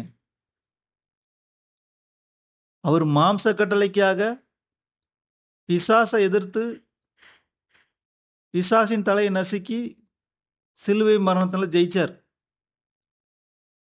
அதே தான் நமக்கும். இந்த மாம்ச கட்டளை எதிர்க்கணும். பிசாசின் தந்திரங்களை எதிர்க்கணும். இதுக்காக தான் நமக்கு தேவனுடைய சர்வாயுத வர்க்கத்தை கொடுத்திருக்கிறார். உங்களுக்குள்ள மணவாட்டி சபைக்குள்ள, அவர் ரத்தத்தால் கழுவப்பட்ட சபைக்குள்ள உங்களுக்குள்ள அந்த ரத்தம் ஓடுச்சுன்னா, இயேசு கிறிஸ்துவுடைய ரத்தம் உங்களுக்குள்ள ஓடுச்சுன்னா, அவருடைய சுபாவம் உங்களுக்குள்ள இருந்துச்சுன்னா, மாம்ச கிரியைகளுக்கு எதிர்த்து நிக்கணும். அந்த நெகேமியா அலங்கம் இடிக்கப்பட்டதுமே அவர் அழுகிறாரு, ஜெபம் பண்றாரு. போய் அங்க நின்று ஒரு கூட்டத்தை சேர்த்து அலங்கத்தை கட்டுறார். அதே போலதான் இப்பவும் மணவாட்டி சபைங்கிற பேர்ல எல்லாமே இடிக்கப்பட்டு கிடக்குது. இந்த சபை கட்டப்படணும், மனம் திரும்பணும், நீதிக்காக எழும்பணும். இவ்வளவு சத்தியத்தையும் சொல்லியிருக்கிறோம். ஆரோனின் முறைமையில மாம்சத்துக்குரிய எந்த சடங்கும் இல்லை, எந்த பொருளும் கிடையாது, எந்த காணிக்கையும் கிடையாது. அடிச்சு சொல்றோம். இந்த நீதிக்காக நின்னீங்கன்னா தான் அடுத்தது உங்களுக்கு ஆவியானவர் அடுத்த ட்ராக்கு கொண்டு போவார். ஆவியானவர் 7 சபைகளுக்கும் என்ன சொல்றாரு? மனம் திரும்புங்கள். ஆவியானவர் சொல்கிறதை காதுள்ளவன் கேட்க கடவன். ஒவ்வொரு சபைக்கு ஆவியானவர் சொல்றதை காதுள்ளவன் கேட்க கடவன் சொல்றார். அப்ப ஆவியானவர் யார் மூலியமா பேசுவார்? ஒவ்வொரு இருதயத்திலையும் பேசுவார். கீழ்ப்படியிலேனா தீர்க்கதரிசியை கொண்டு பேசுவார், ஊழியக்கார கொண்டு பேசுவார். எதுக்கு பேசுறாரு? பரமக்காணனை நோக்கி ஓடுற ஓட்டத்தை கூப்பிடுறாரு. அதனால இந்த மாம்ச கிரியைகளுக்கு எதிர்த்து போராடுங்க, நீதிக்காக நில்லுங்க. வருகை ரொம்ப ரொம்ப சமீபம். அப்பதான் எக்காலம் தொனிக்கிற சத்தம், அதாவது 5வது பண்டிகை எக்காலம் தொனிக்கிற சத்தம் நம்ம காதுல கேட்கும். நம்ம ஒரு நிமிடத்தில், ஒரு இமைப்பொழுதில் மறுரூபமாகி போக முடியும். நம்மளை மறுரூபமாக்கத்தான் வச்சிருக்கிறார். இந்த விசுவாசம் உங்களுக்குள்ள இருந்துச்சுன்னா, இந்த அற்ப மனுஷனுடைய பேச்சையெல்லாம் கேட்காம, கண்ணுக்கு தெரிஞ்ச எல்லா இதையும் பார்க்காம, நீங்க கர்த்தருக்காக ஊழியம் செய்ய, எதிர்த்து போராட ரெடியாகுங்க. ஒவ்வொரு கட்டடத்திலையும் நீதிக்காக நில்லுங்க. ஒரு 4000 பேர் இருந்தாலும் அங்க ஒரு ஆள் நீதிக்காக எழும்புனா போதும். இதுதான் எழுப்புதல்.